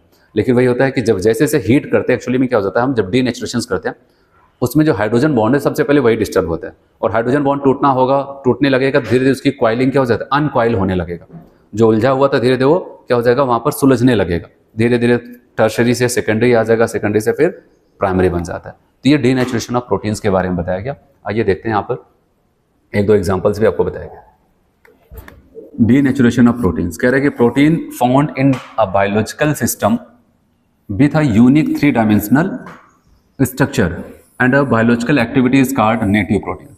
जिस प्रोटीन लेवल पे वो अपने एक्टिविटी को परफॉर्म कर रहा है उसी को नेटिव प्रोटीन नाम दिया गया। When a protein in its native forms is subjected to physical change like a change in temperature or chemical change like change in pH, the hydrogen bonds are disturbed। अगर हम उसके native form में क्या कर रहे हैं, वहाँ पर बदलाव कर रहे हैं टेम्परेचर या फिर पीएच में परिवर्तन करके, तो हम कह रहे हैं कि उसका हाइड्रोजन बॉन्ड सबसे पहले टूटना शुरू करेगा। Due to this globules unfold and helix get uncoiled. जो उसमें अच्छी फोल्डिंग हुई थी जिसपे वो काम कर रहा है, वो धीरे धीरे फोल्डिंग खुलने लगेगी, ठीक है, और वो क्या हो जाएगा, अनकॉइल्ड होने लगेंगे और बताया गया protein losses it's biological activity, वो काम करना बंद कर देगा, उसको हम कहते हैं हमने क्या कर दिया, उसका डीनेचुरेशन कर दिया। और आपको बताया गया यहाँ पर ड्यूरिंग डीनेचुरेशन, ये लाइन बहुत इंपॉर्टेंट है, ड्यूरिंग डीनेचुरेशन, अब बताओगे during denaturation secondary and tertiary structure are destroyed, secondary और टर्सरी स्ट्रक्चर नष्ट हो जाएंगे, डिस्ट्रॉय हो जाएंगे, but primary structures remains intact, primary structure जो होता है सुरक्षित होता है। बताइए द कोगुलेशन, एक example, coagulation of egg white on boiling is a common example of denaturation. अगर हम एग, जब पहले वो लिक्विड फॉर्म में था वहां पर, ठीक है, तो अब आप बताओगे क्या होता है, जब इसको हम हीट करते वो सॉलिड फॉर्म में आ जाता है। और आपको पता है उसके अंदर जब पहले एग था वहां पर, ठीक है, नॉर्मल कंडीशंस पे, तो क्या हो जाता था, उसके अंदर जो प्रोटीन्स थे वो क्या होता है, अपना बायोलॉजिकल एक्टिविटी को परफॉर्म कर रहे हैं, लेकिन जब उसको हीट कर देते, और आपको पता है काफी ज्यादा टेम्परेचर पे हीट करते तब वो बॉयल करता है, तो उस कंडीशंस पे क्या हो जाता है, उसके अंदर जो टर्सरी स्ट्रक्चर्स होगा, सेकेंडरी स्ट्रक्चर, वो कन्वर्ट हो गए होंगे किसमें, प्राइमरी। और आपको पता है कि टर्सरी स्ट्रक्चर ज्यादा उलझा हुआ है, ठीक है, तो उसकी फ्रीडम कम है, सेकेंडरी में फ्रीडम और प्राइमरी में और ज्यादा फ्रीडम हो जाती। इसलिए मैंने आपको जब थर्मो हम लोग पढ़ रहे थे, मैंने कहा था अगर एग को बॉईल करते हैं तो उसकी इंट्रोपी बढ़ती है कि घटती है।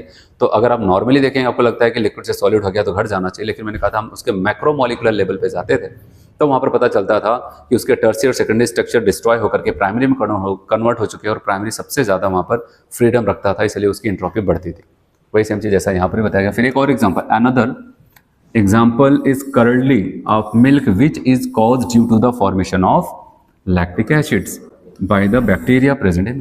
कि अगर हम मिल्क को में क्या हो जाता है, आपको पता है लैक्टिक एसिड बैक्टीरिया क्या करता है, मिल्क को कर्ड में चेंज कर देता है, तो वो भी एक डीनेचुरेशन का एग्जाम्पल है। लेकिन यहाँ पर कैसे हो रहा है, आपको पता है यहाँ पर क्या हो रहा है कि जो हमारा लैक्टिक एसिड बैक्टीरिया है जो वहाँ पर जिसकी वजह से वो क्या करता है, कर्ड का फॉर्मेशन करने लगता है, वो जाकर के वहाँ पर उसके पीएच में बदलाव कर देता है, और पीएच में भी बदलाव हुआ तो क्या हो जाएगा, डीनेचुरेशन। टेम्परेचर का एग्जांपल एग का बताया, और कर्ड, मिल्क से कर्ड बनने का मतलब वहाँ पर पीएच में, पीएच की वजह से कैसे डीनेचुरेशन कर सकते हैं वो आपको बताया गया, ठीक है। तो प्रोटीन के बारे में आपको इतना पढ़ना था। इंटेक्स का क्वेश्चन है the melting point and solubility of water of amino acids are generally higher than that of the corresponding halo acid.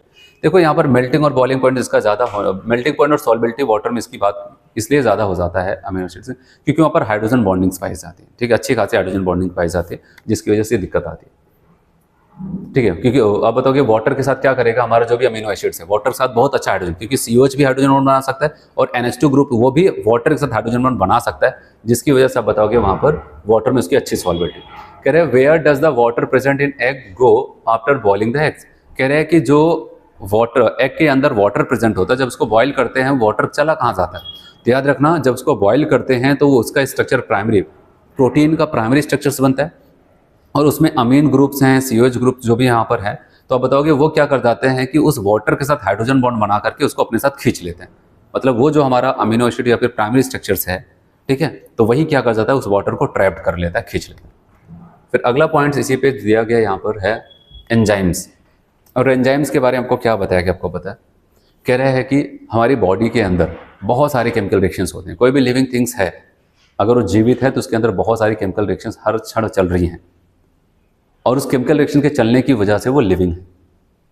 और बताया गया अगर हम देखें किसी की बॉडी से, हम लोग की बॉडी है, हम लोग की बॉडी में तो हम ऐसा थोड़ी ना कोई केमिकल रिएक्शंस करानी है, नहीं हो रहा है तो हम टेम्परेचर बढ़ा देंगे, प्रेशर बढ़ा देंगे, हम तो नहीं कर सकते, ठीक है। नॉर्मल टेम्परेचर प्रेशर हमारे बॉडी के अंदर जो उसी पर उनको काम करना पड़ेगा, और हो सकता है उस रिएक्शंस के लिए वो टेम्परेचर प्रेशर अच्छा ना हो, उनके लिए कह वहाँ पर एक माइल्ड कंडीशन लग रही होगी, लेकिन हम तो बढ़ा सो नहीं सकते, तब भी वो रिएक्शंस हो रही है और अच्छे से हो रही है, और अच्छे से हो रही है तभी हम वहाँ पर स्वस्थ हैं, सारी चीज़ें ठीक चल रही है।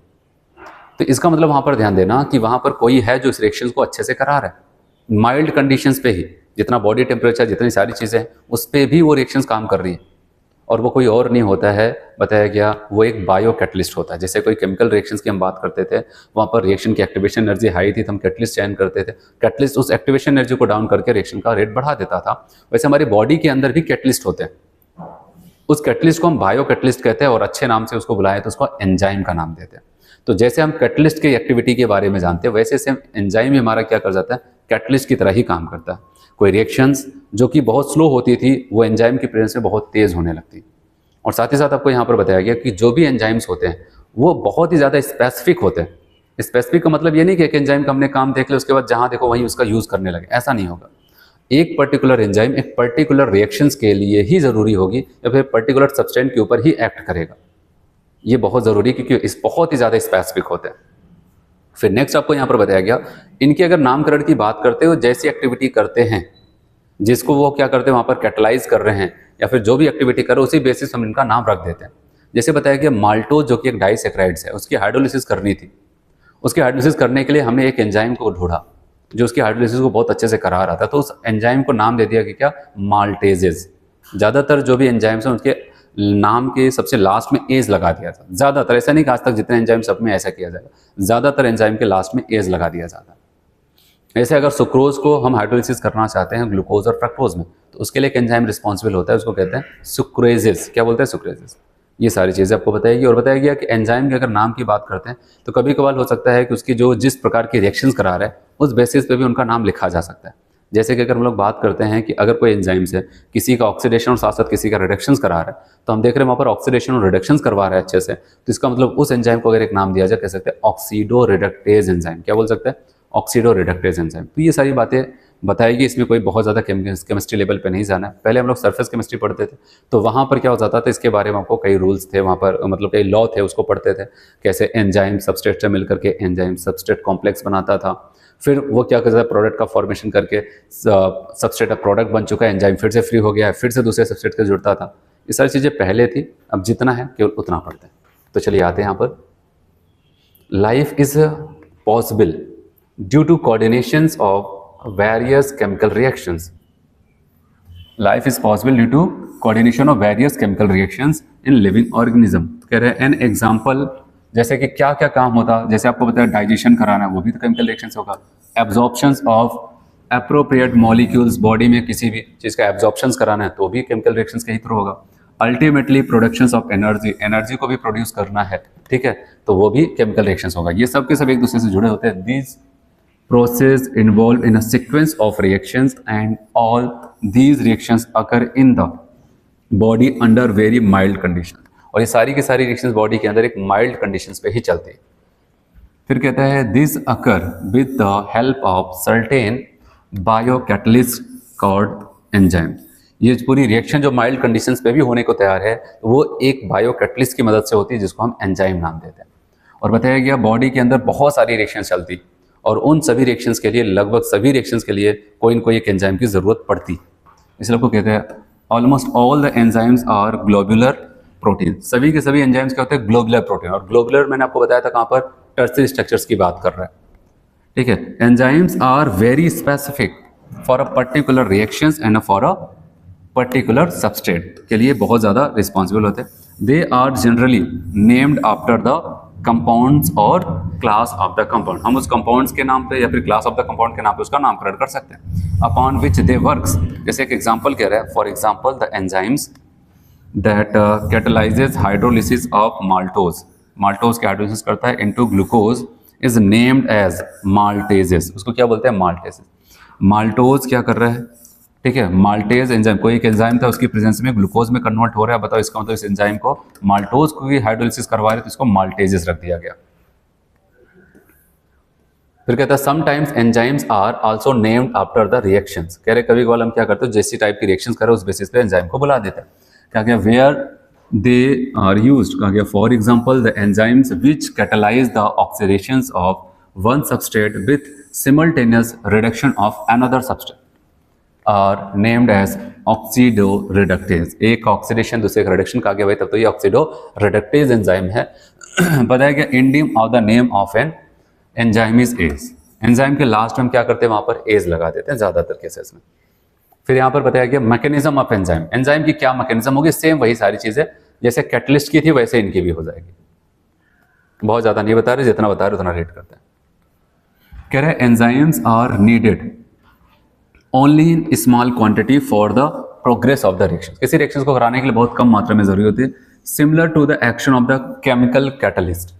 कह रहे enzymes are said to reduce the magnitude of activation energy. याद रहे जो एंजाइम्स होते हैं वो क्या कर जाते हैं, ठीक है, वहां पर मैग्नीट्यूड ऑफ एक्टिवेशन एनर्जी को घटा देते हैं। फॉर एग्जाम्पल एक्टिवेशन एनर्जी का एग्जाम्पल ही बता रहे हैं एसिड हाइड्रोलिसिस ऑफ सुक्रोज।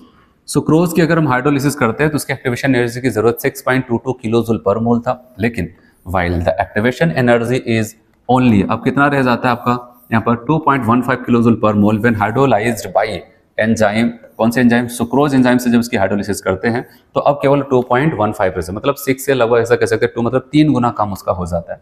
और मैकेनिज्म कह रहे हैं कि for enzyme action has been discussed in unit 5, जो सरफेस केमिस्ट्री पहले पढ़ते हैं तो चैप्टर्स में था। ठीक है, तो एंजाइम भी हो गया यहाँ पर। अब अगला कंपाउंड है जिसका नाम है यहाँ पर विटामिन्स। ठीक है, और विटामिन्स की अगर बात करते हैं तो यहाँ पर याद रखना कि इसके बारे में आपको क्या बताता है, क्योंकि बहुत केमिस्ट्री लेवल पे नहीं जाना है, जो थ्योरी बता रहे हो उस तरह हम लोग को ध्यान देना, क्योंकि इसके स्ट्रक्चर के बारे में बताया गया। स्ट्रक्चर्स विटामिन्स का थोड़ा सा बहुत ज़्यादा कॉम्प्लेक्स है, तो इसलिए इसके बारे में यहाँ पर कुछ नहीं बताता। आपको कहता है अगर विटामिन्स की हम लोग बात करते हैं तो ऐसे ऑर्गेनिक कंपाउंड्स जो बहुत ही कम अमाउंट में, बहुत ही स्मॉल अमाउंट के लिए बॉडी के लिए रिक्वायर्ड होते हैं, लेकिन अगर वही कम अमाउंट भी ना मिले बॉडी को तो उसकी वजह से पर्टिकुलर डिजीज या फिर एबनॉर्मलिटीज आपको देखने को मिलती है, तो उसी ऑर्गेनिक कंपाउंड्स को हम कहते हैं वहाँ पर विटामिन्स। ठीक है, तो ये आपको यहाँ पर बताया गया और इसमें बहुत सारी चीज़ें बताई गई। आपको विटामिन्स के बारे में रीड करते चलेंगे। फिर अगर विटामिन्स की हम लोग बात करते हैं तो आपको ये कहता है कि इसको हम अगर रिप्रेजेंट करते हैं तो अल्फाबेट से रिप्रेजेंट करते हैं, जैसे capital A, capital B, A B C D करके ऐसे दिखाता है। और आपको ये बताया गया है कि कुछ ऐसे हमारे विटामिन्स है जिसको सब क्लासीफाई किया जा रहा है, सब ग्रुप में भी क्लासीफाई किया, जैसे बी के कई सब ग्रुप्स होते हैं, जैसे B1, B2, B6, B12 ये पाए जाते हैं। और उसके बताया गया कि एक अगर आपसे बोला जाए कि हम विटामिन्स को क्लासीफाई करना चाहते हैं तो on the basis of solubility हम उसको क्लासीफाई कर सकते हैं दो पार्ट में। ऐसे विटामिन जो फैट में सॉल्युबल होते हैं, ऐसे विटामिन जो वाटर में सॉल्युबल होते हैं। जो फैट सॉल्युबल होंगे तो हम कहेंगे फैट सॉल्युबल विटामिन, और जो वाटर में होते हैं वाटर सॉल्युबल विटामिन। तो फैट सॉल्युबल वहाँ पर आपको बताया गया कि कौन कौन से हैं, आप देखेंगे वहाँ पर डी हो जाएगा, ई हो जाएगा, के हो जाएगा, ए हो जाएगा। और वाटर सॉल्युबल आपको दो बताए गए, वहाँ पर क्या हो जाता था बी और सी। अभी हम लोग रीड करेंगे। याद रखना जो फैट सॉल्युबल है उसको अगर हम रेगुलर डाइट में नहीं लेते तब भी बात बन जाती, लेकिन अगर हम बात करते हैं जो हमारे वाटर सॉल्युबल है, अगर वाटर सॉल्युबल बॉडी से वो एक्सक्रीट भी होते हैं यूरिन के थ्रू, इसलिए उसे हमें रेगुलर हमें उसको लेना भी पड़ता है। और वैसे कहा जाता है कि अगर हम बात करते हैं कि लगभग जो भी विटामिन हम लेते हैं हमारी बॉडी बहुत ही कम विटामिन का फॉर्मेशन कर पाती है। ज़्यादातर हम क्या करते हैं डाइट के थ्रू ही विटामिन लेते हैं, हम लोग तो नहीं सिंथेसाइज कर पाते हैं, लेकिन यहाँ पर क्या होता है प्लांट लगभग क्या हो जाता है ऑल टाइप के विटामिन सिंथेसाइज कर ले जाता है। ठीक है, इसलिए हमें डाइट्स के थ्रू उसको लेना पड़ता है, और जब उसकी डिफिशियंसी हो जाती है तो वहाँ पर विटामिन पिल्स लेना पड़ता है। और विटामिन पिल्स के लिए भी आपको यहाँ पर एक कहानी सुनाता है, कहता है कि कभी भी विटामिन के जो पिल्स हैं, ठीक है, अपने मन से नहीं लेना पड़े, डॉक्टर की सलाह से ही लेना चाहिए। क्योंकि अगर आप ज़्यादा वहाँ पर ले लेते हैं कोई पर्टिकुलर विटामिन को तो उसकी वजह से भी आपको नुकसान होगा, उसकी वजह से आपके अंदर डिजीज हो जाएगा, तो एक पर्टिकुलर एबनॉर्मलिटीज वहाँ पर टॉक्सिसिटी आपको देखने को मिलेगी। ठीक है, ये आपको यहाँ पर बताया गया। फिर कहा गया एक बात और बताता है विटामिन में, कह रहे कि पहले के लोगों का ये कहना था कि जो विटामिन है एक्चुअली इसमें क्या हो जाता है अमीन ग्रुप मिला होता है। ठीक, अमीन ग्रुप प्रेजेंट होता है, इसलिए इसको वाइटल प्लस अमीन से इसको विटामिन कहा गया। लेकिन बाद में क्या हो जाता है कि देखा गया कि ऐसा नहीं है। ठीक है, कि उसमें बहुत ही कम ऐसे होते हैं जहाँ पर अमीन्स होते हैं, बहुत सारे ऐसे अमीनो आपका क्या बोलते हैं कि विटामिन्स है जहाँ पर क्या हो जाता है कि आपको वहाँ पर कोई भी अमीन्स ग्रुप देखने को नहीं मिलता है। तो कहा गया अब क्या बोला जाए, कहा कि जो विटामिन्स में लास्ट में एन के बाद ई आता था उस ई को हटा दिया गया, कि मतलब इसलिए हटा दिया क्योंकि अमीन्स यहाँ पर नहीं लिया गया है। ठीक है, तो ऐसा आपको बताया गया। फिर एक टेबल आपको बताया गया है, इस टेबल में एक कॉलम होगा जिसमें विटामिन्स के नाम बताएगा, दूसरा कॉलम होगा जहाँ पर वो आप किस सोर्स से, किस डाइट सोर्स से आप उसको ले सकते हैं, थर्ड कॉलम में आपको बताएगा वहाँ पर उसकी डिफिशियंसीज क्या क्या डिजीज हो सकता है। तो चलिए इसको देखते हैं, क्योंकि ऐसे ही इसको समझते चलेंगे हम लोग विटामिन्स को।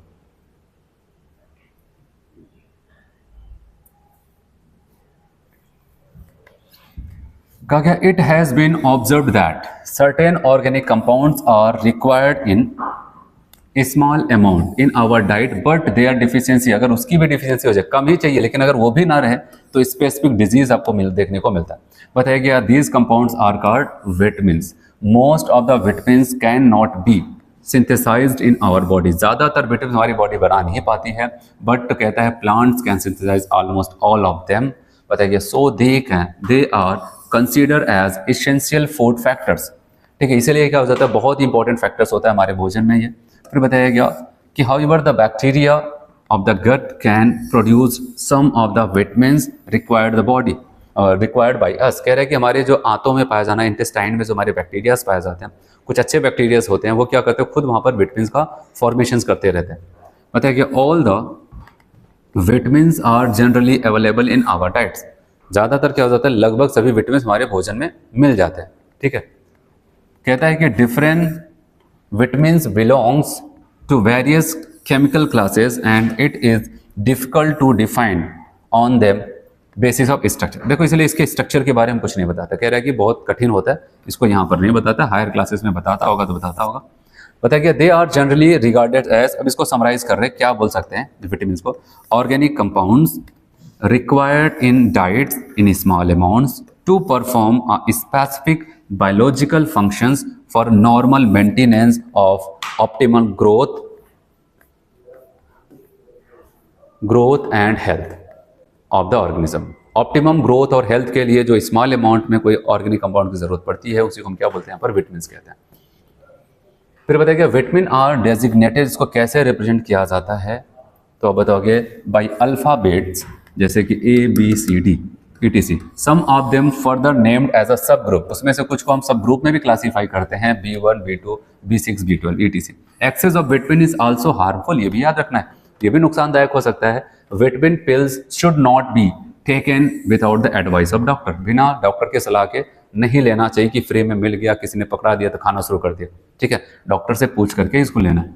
बताइए the term vitamin was coined first from the word vital plus amine, vitamin जो टर्म था वो वाइटल प्लस अमीन से आया था, since the earlier identified compounds had amino groups. कह रहे हैं कि पहले ये आइडेंटिफाई किया था पहले के लोग यहाँ पर कि वहाँ पर अमीनो ग्रुप्स पाए जाते हैं इस विटामिन के अंदर, लेकिन बाद में बताया कि लेटर वर्क शो, बाद में जब काम किया गया तो पता चला that most of them did not contain amino acid, लेकिन ज़्यादातर उसमें ऐसे जो अमीनो एसिड रखते ही नहीं थे। तो कहा गया अब क्या किया जाए, आगे एक काम कर सकते हैं, द लेटर ई, जो यहाँ पर विटामिन आप देख रहे थे ये ई है, इस ई को ही क्या किया गया, ड्रॉप्ड कर दिया गया, dropped and the name terms as vitamin used these days, आज के समय में ये टर्म यूज होता है। फिर बताया गया vitamin are classified into two groups depending upon their solubilities, water and fat. तो पहले आपको यहाँ पर बताता है फैट सॉल्युबल के बारे में।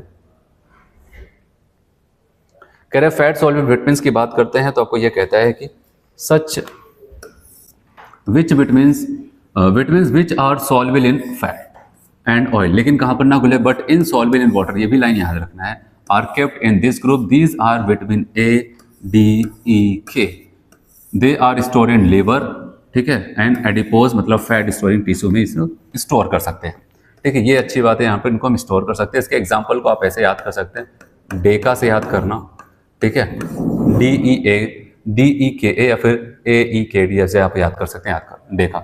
और वाटर सॉल्युबल विटामिन की बात करता है, कहता है बी ग्रुप वाले सभी आ जाते हैं और सी वाले ये वाटर में घुलते हैं, वाटर इसलिए इनको साथ में रखा गया, so they are group together.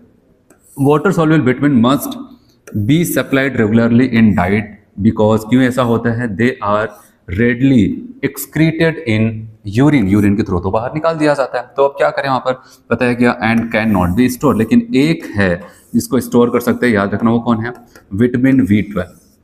ठीक है, कह रहे सब important vitamin their sources and diseases caused by their deficiency are listed in table. Table में आपको बताया क्या है, इस टेबल में अगर देखें सबसे पहले कॉलम में विटामिन है, बी में आपको सोर्स बताया गया, तीसरे में आपको डिजीज बताया गया। चलो एक एक करके इसे पढ़ते चलते हैं। कहा गया विटामिन ए की बात करते हैं, विटामिन ए में आपको बताया गया जिसको हम कहते हैं यहाँ पर रेटिनॉल। ठीक है, विटामिन ए, और बताया गया ये इसका सोर्स क्या है, कह रहा है fish liver oil, carrot, butter and milk से आप इसको प्राप्त कर सकते हो। इनकी कमी से जो रोग होगा वो बताया गया, रोग का नाम होता है, एक होता है ज़ीरोप्थैल्मिया, मतलब हार्डनिंग ऑफ कार्निया, कार्निया काफ़ी ज़्यादा हार्ड हो जाएगी। और दूसरा काफ़ी फेमस आपको बताया नाइट ब्लाइंडनेस, जिसको रतौंधी रोग भी कहा जाता है। ठीक है, फिर बताया गया विटामिन B1 की बात करते हैं जिसको थियामीन कहते हैं, क्या बोलते हैं, थियामीन।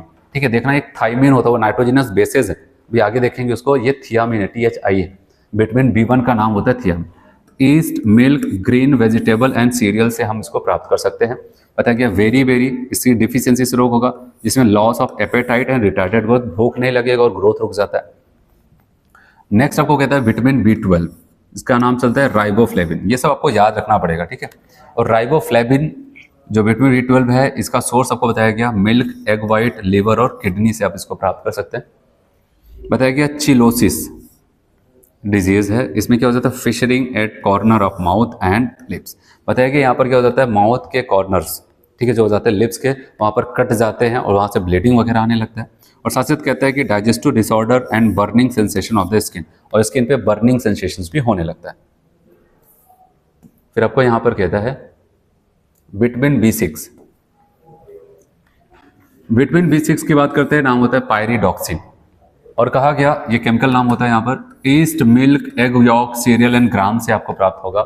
बताया कि इसकी कमी से कन्वर्जेंस हो जाता है। जो हमारे वॉलेंट्री ऑर्गन्स होते हैं, जो हमारी सिग्नल के हम सिग्नल देते हैं ब्रेन से, तब जाकर के मूव करते हैं। तो वॉलेंट्री ऑर्गन क्या हो जाता है, इनवॉलेंट्री वो यहाँ पर क्या करते हैं मूव करने लगते हैं। जैसे कह सकते हैं किसी को क्या हो जाए हाथ, वहाँ पर वो नहीं चाहते उसका हाथ हिले, ठीक है, लेकिन उसकी बॉडी में ऐसा मूवमेंट होता रहता है।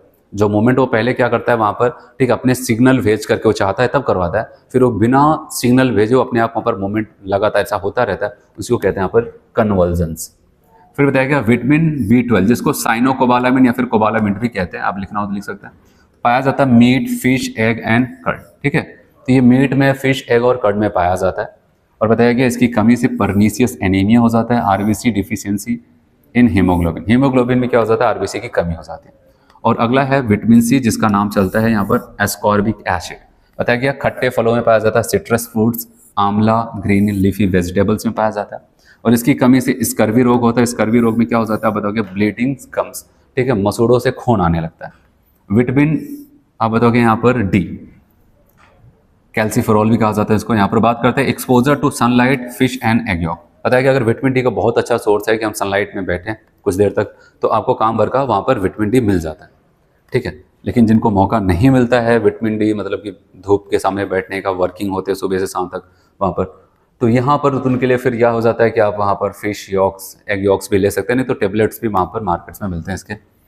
इसकी कमी से बच्चों में रिकेट्स रोग होता है, बोन डिफॉर्मिटीज इन चिल्ड्रंस, बच्चों में, छोटे बच्चों में क्या हो जाता है अगर इसकी कमी हो जाती है तो उनके बोन क्या हो जाए बहुत ही पतले हो जाएंगे और वो क्या हो जाए टेढ़े मेढ़े होने लगते हैं। एंड ऑस्टियोमेलेसिया, ऑस्टियोमेलेसिया में बोन क्या हो जाती है वो बहुत सॉफ्ट होने लगती है, मतलब बहुत पतली होने लगेगी तो सॉफ्ट होती चली जाएगी। और उसके साथ साथ क्या हो जाएगा जॉइंट पेन एडल्ट में होने लगता है D की कमी से। और उसके बाद अगर हम आते हैं यहाँ पर आपको कहता है विटामिन E, तो कहता है vegetable oils like wheat, germ oil, sunflower oils, इन सब में मिलता है vitamin E।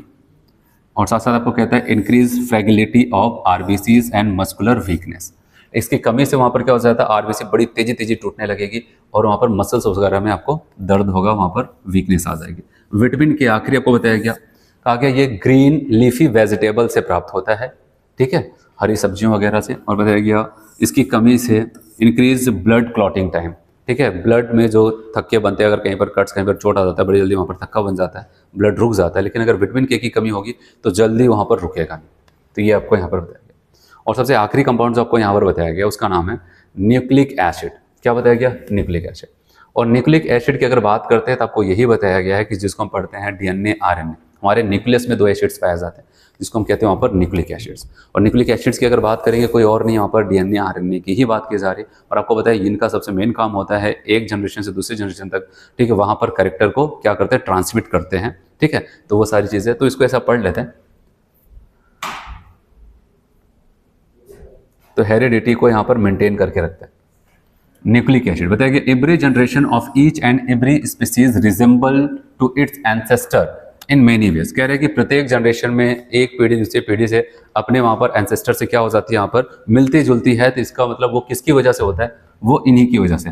How are these characters transmitted from one generation to next, कैसे उनके मिलते जुलते कैरेक्टर एक पीढ़ी से दूसरी पीढ़ी पर उन्हीं की तरह दिखना, ठीक है, वैसे कैरेक्टर्स वहाँ पर मिलना, वो सारी चीज़ें कैसे ट्रांसफर होती हैं। बताइए it has been observed that nucleus of living cells is responsible for this transmissions of inherited characters also called heredity, ठीक है। तो ये इन सब के लिए जो कोई भी लिविंग सेल्स है, ठीक है, जो भी अगर कोई लिविंग्स है उसके अंदर सेल्स पाए जा रहे हैं, सेल्स के अंदर क्या हो जाता है पाया जाता है वहाँ पर न्यूक्लियस। और न्यूक्लियस ही जिम्मेदार होता है क्योंकि न्यूक्लियस के अंदर कौन बैठा है, the particle of nucleus of cell responsible for heredity.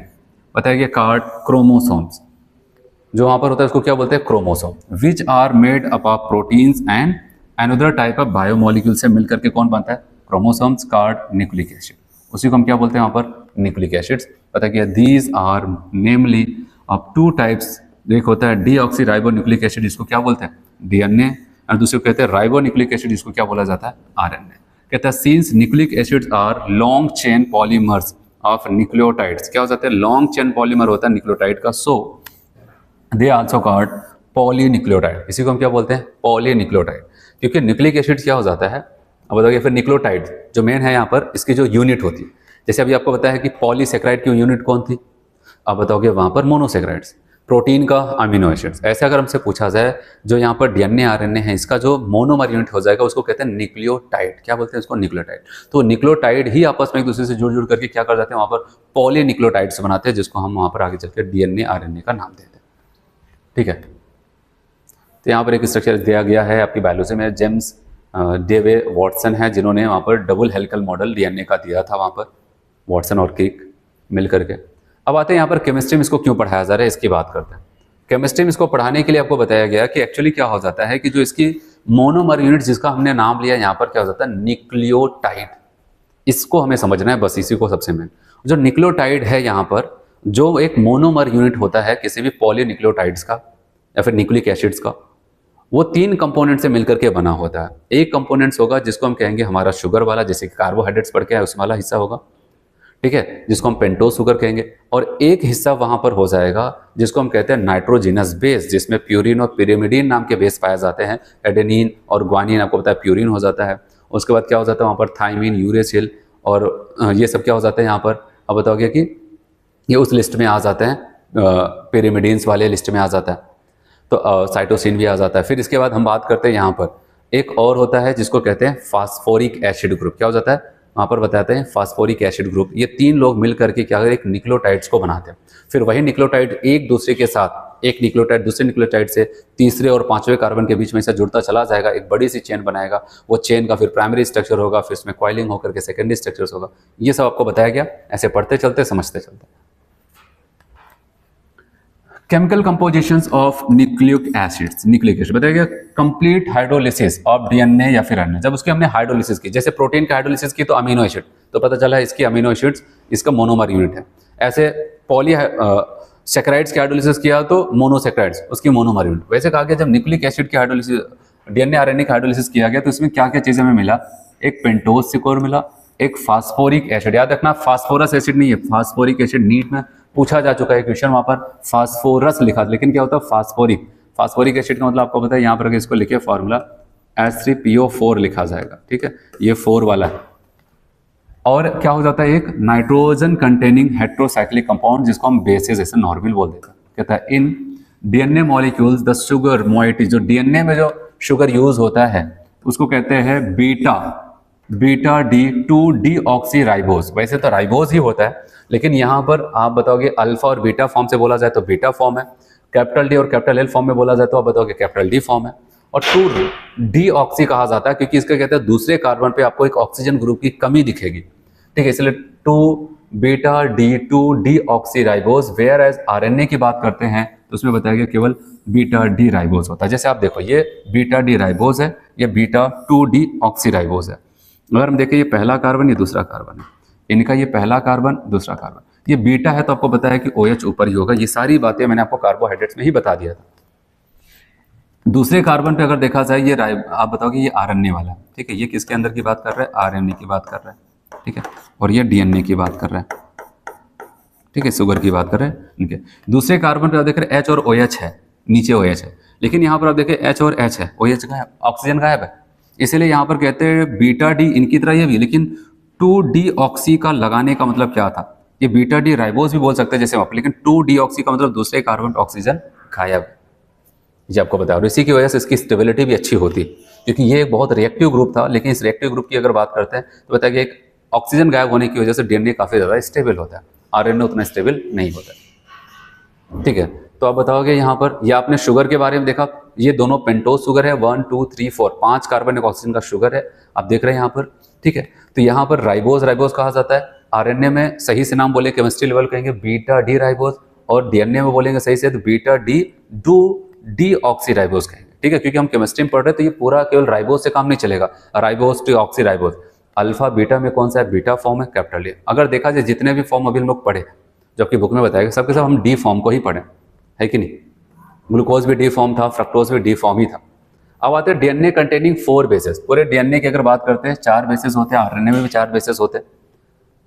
और इन बेसेस की अगर हम बात करते हैं, कहा गया डीएनए कंटेनिंग 4 बेसेस, जैसे कि एडेनिन, गुआनिन, साइटोसिन, और कौन होता है, थाइमिन। याद रखना ये थाइमिन THY है, एक थियामिन था, विटामिन B1 को थियामिन कहते हैं, ये थाइमिन THY, वहां पर THI था। बताया कि RNA also contain 4 bases, first 3 are same, मतलब कि एडेनिन, गुआनिन, साइटोसिन तो रहेगा, बस वही थाइमिन के जहां पर इसमें क्या पाया जाता है, same as in DNA, but fourth जो वहां पर थाइमिन था यहाँ पर क्या हो जाता है, यूरेसिल आ जाता है, ठीक है। बताया कि इस नाइट्रोजनस बेसिस को हम 2 पार्ट में बांट देते हैं, ठीक है। एक को कहते हैं प्यूरिन, एक को कहते हैं पेरिमिडिन। प्यूरिन की अगर बात करते हैं, ठीक है, ये अगर इनको बात करते हैं प्यूरिन, और ये हमारा आ जाएगा पायरिमिडीन।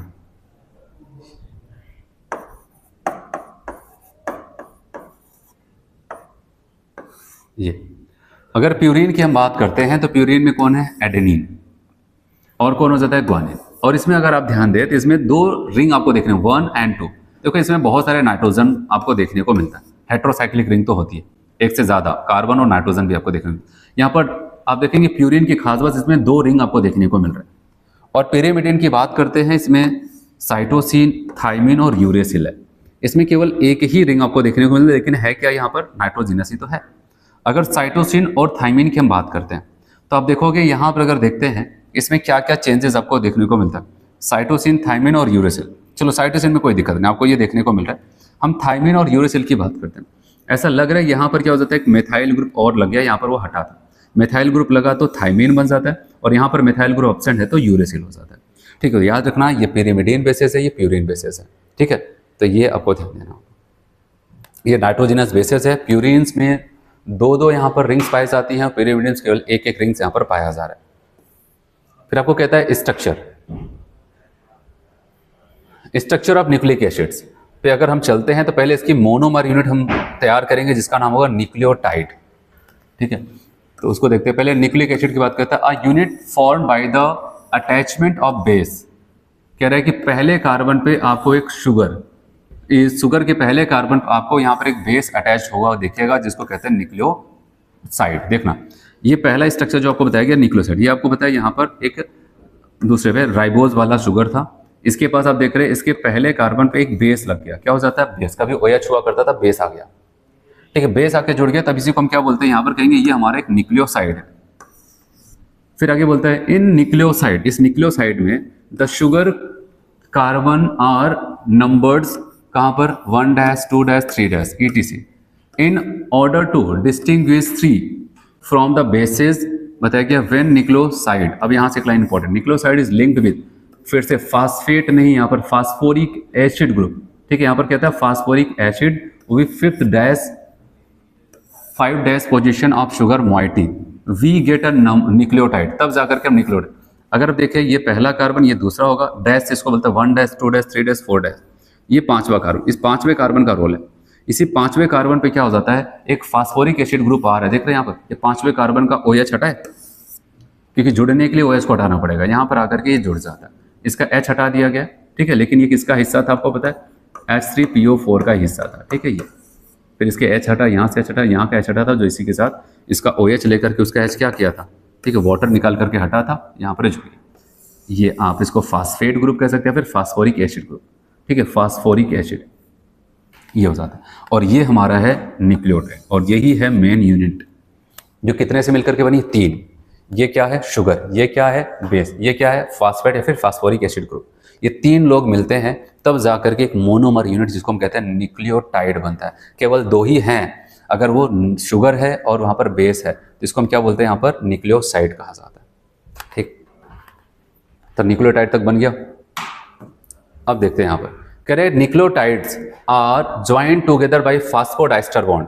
एक न्यूक्लियोटाइड दूसरे न्यूक्लियोटाइड से किस बॉन्ड से जुड़ता है, फास्फोडाइस्टर लिंकेज से। विटमिन कौन कौन से कार्बन, ये भी ध्यान देना है, एक का 5 डैश पोजीशंस होगा और दूसरे का 3 डैश पोजीशन होगा कार्बन एटम का, क्योंकि दो न्यूक्लियोटाइड्स होंगे, एक का 5 डैश दूसरे का 3 डैश पोजीशंस वाली आपस में जुड़ेंगे। ठीक है, अब the pentose sugar, the formations of the typical dinucleotide, अगर दो जुड़ गए तो इसको डाई न्यूक्लियोटाइड्स वहां पर बन जाएगा, एक है तो न्यूक्लियोटाइड ही है। और याद रखना यहाँ पर बॉन्ड, याद रखना फास्फोडाइस्टर लिंकेज, एक न्यूक्लियोटाइड दूसरे न्यूक्लियोटाइड से कैसे जुड़ता है, फास्फोडाइस्टर लिंकेज से जुड़ता है, जो हमें यहाँ पर ध्यान देना। देखो यहाँ पर आपको ऐसे स्ट्रक्चर्स में दिखाया गया, इसको समझते हैं। आपको ये बताया गया, ध्यान से समझो, ये हमारा एक न्यूक्लियोटाइड है, ये हमारा दूसरा न्यूक्लियोटाइड 1 और 2। अब क्या होगा यहाँ पर ध्यान देना, ठीक है, ये पहला ये दूसरा।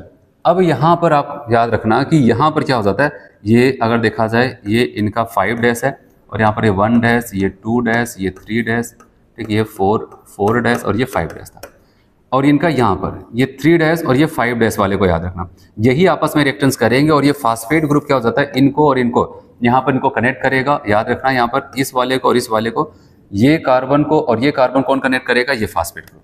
और यहाँ पर देख रहे हैं आप, ये वाला तीसरे नंबर वाला कार्बन है और ये 5वें नंबर कार्बन, ये फास्फेट ग्रुप इन दोनों को बीच में जाकर के ऐसा लगा दोनों को जोड़ रहा है और इसी बॉन्ड को कहते हैं फास्फोडाइस्टर बॉन्ड। क्या बोलते हैं, फास्फोडाइएस्टर बॉन्ड के नाम से इसको जाना जाता है। ठीक है, ऐसे ही अब ऐसे ही इनका भी अगर ऊपर देखेंगे तो यहाँ पर 5वां है। ठीक है, ऐसे ऊपर कोई और इनके आएगा, वो इनसे जुड़ता चला जाएगा, तो एक का 5 डैश और एक का 3 डैश आपस में जुड़ता है फास्फोडाइस्टर बॉन्ड से। ठीक है, ऐसे आपको। अब अगर देखें इसका कौन सा एंड फ्री है, 3 एंड फ्री है, और इनका ऊपर कौन सा एंड फ्री है, 5 है। इसको हम कहते हैं 3 एंड और इसको कहते हैं 3 डैश, इसको 5 डैश एंड कहते हैं। ये सब आपके बायोलॉजी में काफी अच्छे से बताया गया। यहाँ पर जितना बताया गया उतना आपको बताया जा रहा है। और अगर इसको हम देखें, जो डाई न्यूक्लियोटाइड्स बना है, ऐसे बहुत सारे न्यूक्लियोटाइड आपस में जुड़ते हैं, तो अगर हम देखें यहाँ पर कैसे जुड़ेंगे, और इसको जोड़ने का आपको ऐसा एक सिंपल सा तरीका आपको बता रहे शॉर्ट में। जैसे ये शुगर हो गया, यहाँ पर एक दूसरा शुगर हो जाएगा, यहाँ पर एक तीसरा शुगर हो जाएगा, ऐसे। इससे बेस लगा है, बेस का तो चलो ठीक है, फास्फोडाइस्टर बॉन्ड में कोई इन्वॉल्वमेंट नहीं, बेस ऐसे जहाँ पर रहेंगे। फिर एक शुगर का और दूसरे शुगर के बीच में कौन आ जाता था, फास्फेट ग्रुप, जो क्या बनाता था, फास्फोडाइस्टर लिंकेज। एक शुगर का दूसरे शुगर के बीच में कौन आता था, फास्फेट ग्रुप। ऐसे हम दिखा सकते हैं, शुगर बेस, यहाँ पर फास्फेट, फिर sugar base phosphate, sugar base phosphate, ऐसे बनता चला जाता है। इसलिए यहाँ पर होल एन कर दिया गया। ऐसे बहुत सारे आपस में जुड़ते चले जाते हैं। ठीक है, और उसके बाद आपको कहता है information regarding the sequence of nucleotides in the chain of a nucleic acid is called primary structures. अगर इसके इन्फॉर्मेशन की बात करते हैं, कौन कहाँ पर, इसको बताने के लिए हम इसके प्राइमरी स्ट्रक्चर से बताते हैं। फिर बताया कि nucleic acids have a secondary structure, इसका सेकेंडरी स्ट्रक्चर भी होता है। बताया गया James Watson and Francis Crick give a double strand helix structure of DNA. कह रहे हैं कि two nucleic acid chains are bond about each other and held together by hydrogen bonds. कह रहे हैं कि दो न्यूक्लिक एसिड चेन, जैसे एक यहाँ पर ऐसे नाइट्रोजन फास्फोरस, आप देख रहे हैं यहाँ पर ऐसे चेन, ऐसे एक चेन इधर बना दिया, एक चेन इसके नीचे बना देते हैं, ये दोनों एक दूसरे से जुड़ जाते हैं। और जुड़ते किसके द्वारा, आपको बताया यहाँ पर कह रहे हैं hydrogen bonds between the pairs of the basis. Basis के बीच में वहाँ पर हाइड्रोजन बॉन्ड्स की बात करता है। बताया गया the two strands are complementary to each other because the hydrogen bonds are formed between specific pair of the bases. Adenine form 3 hydrogen bonds with thymine, whereas cytosine forms 2 hydrogen bonds with guanine. याद रखना, ऐसे नहीं कि कोई कैसे भी आकर के जुड़ जाएगा। यहाँ पर आपको यही बताया गया है, अगर हम इसको ध्यान से देखें, यहाँ पर बताया गया ये एक स्टैंड थी, ठीक है, एक दूसरा है। ग्वानिन की बात करते हैं, आपको कहता है ग्वानिन साइटोसिन के साथ 3 हाइड्रोजन बॉन्ड है और एडेनिन जो हो जाता है थाइमिन के साथ 2 हाइड्रोजन बॉन्ड से जुड़ता है। ये देख रहे हैं इनके बीच में 3, इनके बीच में 2, फिर यहाँ पर। इसीलिए क्या हो जाता है, जब ये पेयरिंग यहाँ पर बनेगा, कंप्लीमेंट्री होगा, ग्वानिन के सामने साइटोसिन आएगा, एडेनिन के सामने थाइमिन आएगा, थाइमिन के सामने एडेनिन, ऐसे आपको यहाँ पर बताया गया। Secondary structure of RNA. RNA के बारे में बताया गया, आरएनए जैसे यहाँ पर डबल हेलिकल स्ट्रक्चर्स हो जाता है यहाँ पर किसका, डीएनए का, लेकिन आरएनए ज्यादातर आपका सिंगल हेलिक्स होता है। लेकिन कभी कभार क्या होता है, उसको सिंगल हेलिक्स ही आपस में फर्दर कॉइलिंग करके डबल हेलिक्स की तरह स्ट्रक्चर्स बनाने लगती है। In secondary structure RNA single strands helix are present which sometimes fold back to on itself. कहेगा कभी कभी लोग खुद से यहाँ पर ऐसे मान लेते हैं, ऐसे यहाँ पर ऐसे प्राइमरी स्ट्रक्चर था, वहाँ पर क्या हो जाता है, ऐसे फोल्डिंग कर लेते हैं, तो अब डबल हेलिक्स की तरह दिखने लगता है। फिर बताइए RNA molecules are the 3 types, they are perform different functions. RNA molecules की अगर बात करते हैं, यहाँ पर 3 प्रकार के होते हैं जो अलग अलग वर्क करते हैं वहाँ पर। दे आर नेम्ड एज, जैसे मैसेंजर आरएनए हो जाए, राइबोसोमल आरएनए हो जाए एंड ट्रांसफर आरएनए आपको बताया गया। ये 3 आरएनए यहाँ पर होते हैं।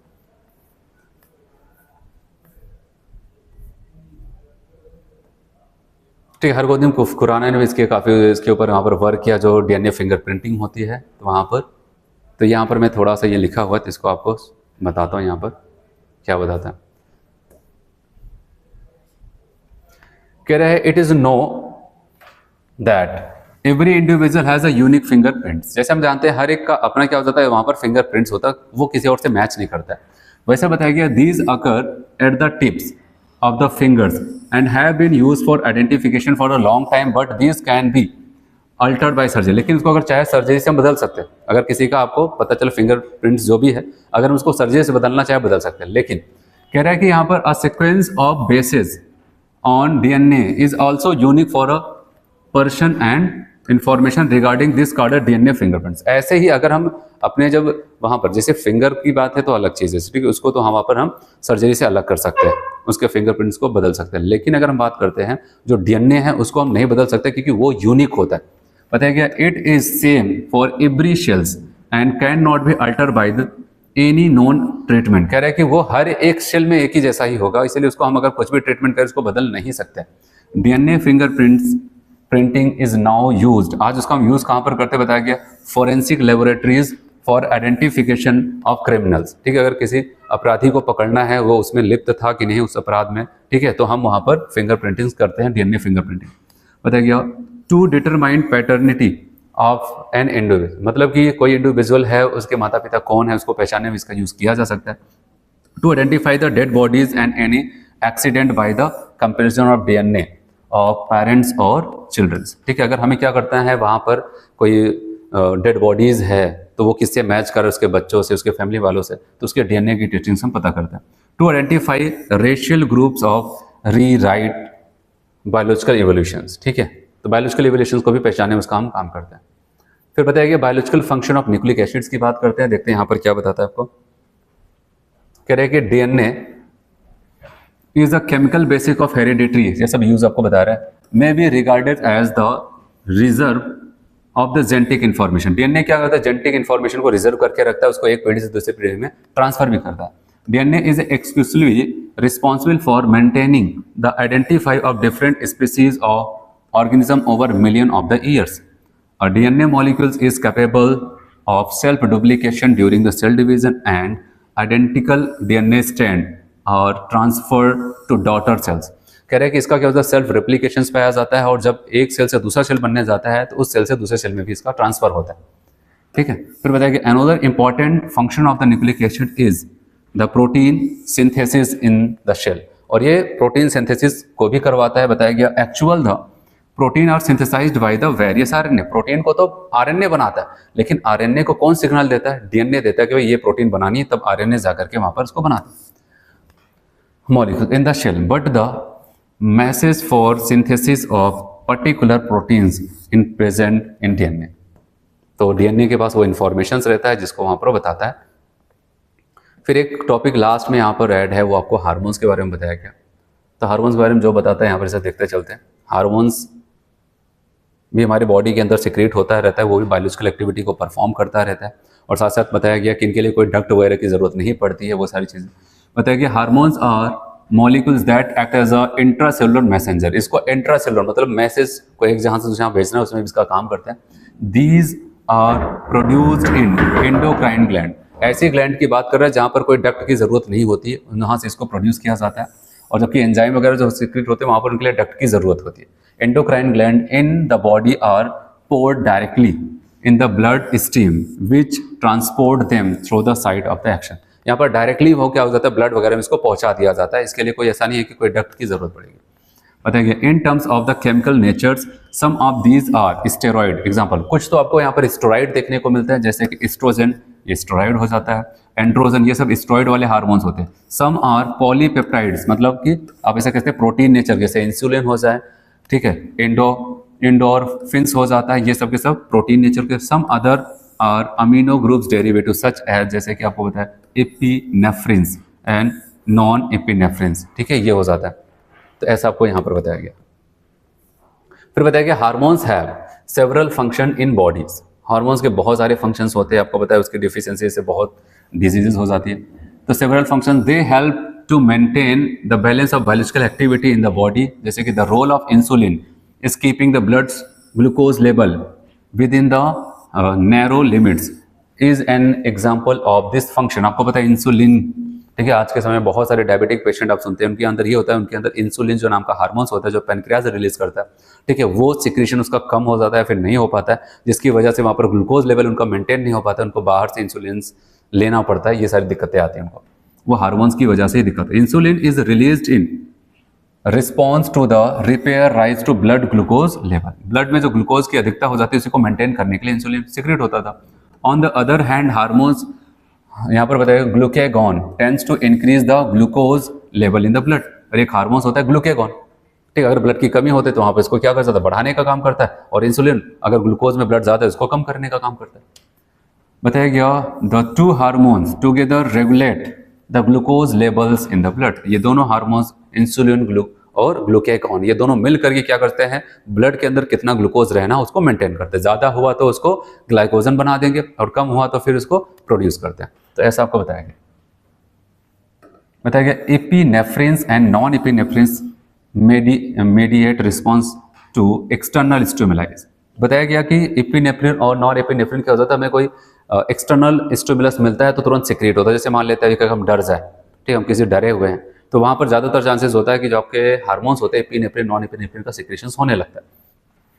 फिर बताया कि growth hormones and sex hormones play role in growth and development, growth hormones और सेक्स हार्मोन्स वहाँ पर ग्रोथ और डेवलपमेंट के लिए बहुत ज़्यादा जरूरी होते हैं, और ये भी बहुत कॉमन थायरोक्सिन आप जानते हैं, कहते हैं थायराइड हो गया उनको, वो थायरोक्सिन हार्मोन्स की कमी से होता है। फिर बताया कि thyroxine produced in thyroid gland is an iodinated derivative of amino acid thyroxine, ठीक है, ये टायरोसिन अमीनो एसिड यहाँ पर बताया गया टायरोसिन। बताया गया abnormality of low level of thyroxine, अगर लो लेवल हो जाता है थायरोक्सिन्स की तो उसकी वजह से वहाँ पर दिक्कतें आती हैं, ठीक है, तो उसको हम कहते हैं हाइपोथायरॉयडिज्म, और अगर वो लेवल बढ़ जाता है उसको क्या बोलते हैं, हाइपरथायरॉयडिज्म। ये बताया गया कि hypothyroidism which are characterized by the, ठीक है, यहाँ पर लेथार्जिनेस ऑफ ओबेसिटी, अगर बताता है कि अगर हाइपोथायरॉयडिज्म होता है तो आप देखते हैं बॉडी उनकी फूलना लग लेती है, वहाँ पर पफीनेस आ जाता है, वहाँ पर ओबेसिटी होने लगती है। Increase level of thyroxine caused hyperthyroidism हो जाता है। Low level of iodines in diets में लीड टू द हाइपोथायरॉयडिज्म, अगर आयोडीन की कमी है तो हाइपोथायरॉयडिज्म हो जाता है। And enlargement of the thyroid glands, और थायरॉइड ग्लैंड बढ़ जाती है। This condition is largely being controlled by addition of sodium iodides to commercial level salt, कहा गया आयोडाइज्ड साल्ट कहा जाता है। Steroid hormones are produced by the adrenal cortex and glands, बताया गया यहाँ पर जैसे कि टेस्टिस हो जाता है of the male and ovaries of the females, ठीक है, ये स्टेरॉइड हार्मोन्स होते हैं जो कि काफ़ी ज़्यादा खतरनाक होते हैं, अगर हम बाहर से इनको लेते हैं तो बॉडी में तो रहता ही है। फिर बताया कि hormones released by the adrenal cortex play very important role in the function of the body, adrenal cortex से भी क्या हो जाता है, वहाँ पर हार्मोन्स रिलीज होते हैं, वो भी बहुत ज़्यादा इंपॉर्टेंट है। जैसे एग्जांपल में ग्लूकोकॉर्टिकॉइड जो आपके ग्लूकोज को मेंटेन करता है, टू कार्बोहाइड्रेट्स मेटाबॉलिज्म, कार्बोहाइड्रेट को मेटाबोलाइज करता है। Modulated inflammatory reactions and are involved in the reactions to stress. The mineralocorticoids control the level of the excretions of water and salt by the kidney. फिर कह रहा है if adrenal cortex does not function properly, then one of the result may be Addison's disease characterized by the hypoglycemia. कह रहे कि अगर वहाँ पर एड्रिनल कॉर्टेक्स अच्छे से काम नहीं कर रहा है तो वहाँ पर एडिसन्स डिजीज हो सकता है, और जिसकी वजह से हाइपोग्लाइसीमिया नाम का रोग हो जाता है वहाँ पर। और देखते हैं यहाँ पर क्या लिखता है, हाइपोग्लाइसीमिया, ठीक है। फिर कहता है कि weakness and increase susceptibility to stress. फिर बताया कि the disease is fatal unless it is treated by glucocorticoids, कहा कि जब तक ग्लूकोकॉर्टिकॉइड्स इसको ट्रीट नहीं करेंगे तब तो वहाँ पर वो खतरनाक हो जाएगा। एंड मिनरलोकॉर्टिकॉइड्स, बताया कि hormones released by the gonads are responsible for development of the secondary sex character. आपको पता है कि जैसे वहाँ पर बच्चे बड़े होते हैं तो वहाँ पर क्या हो जाता है, उनके अंदर सेकेंडरी सेक्स कैरेक्टर आने लगता है, वो किसकी वजह से आता है, वहाँ पर सेक्स हार्मोन्स की वजह से आता है, ठीक है। बताइएगा testosterone is the major sex hormones produced in males, और बताइए it is responsible for the development of secondary male characterized deep voice facial hair, और यहाँ पर जनरल फिजिकल कॉन्स्टिट्यूशंस में बदलाव जो होता है वो टेस्टोस्टेरोन की वजह से आता है। एंड अब बताया कि estradiol is a main female sex hormones, it is responsible for development of secondary female characteristics and participates in the control of menstrual cycles, and बताया कि progesterone is responsible for the preparing the uterus for implantation and fertilization of egg। ठीक है, ये सब hormones आपको बताया गया यहाँ पर। ठीक है, तो यहाँ तक आपका जो ये चैप्टर्स है बायोमोलिक्यूल्स, ठीक है, ये टोटली फिनिश हो जाता है। और नेक्स्ट लेक्चर पे हम लोग नए चैप्टर्स के साथ आएंगे, वहाँ पर और चैप्टर स्टार्ट करते हैं। यहाँ तक आपका जो भी ऑर्गेनिक कंपाउंड्स है वो पूरा का पूरा हो जाता है फिनिश। ठीक है, हम लोग इतना करते हैं। Thank you.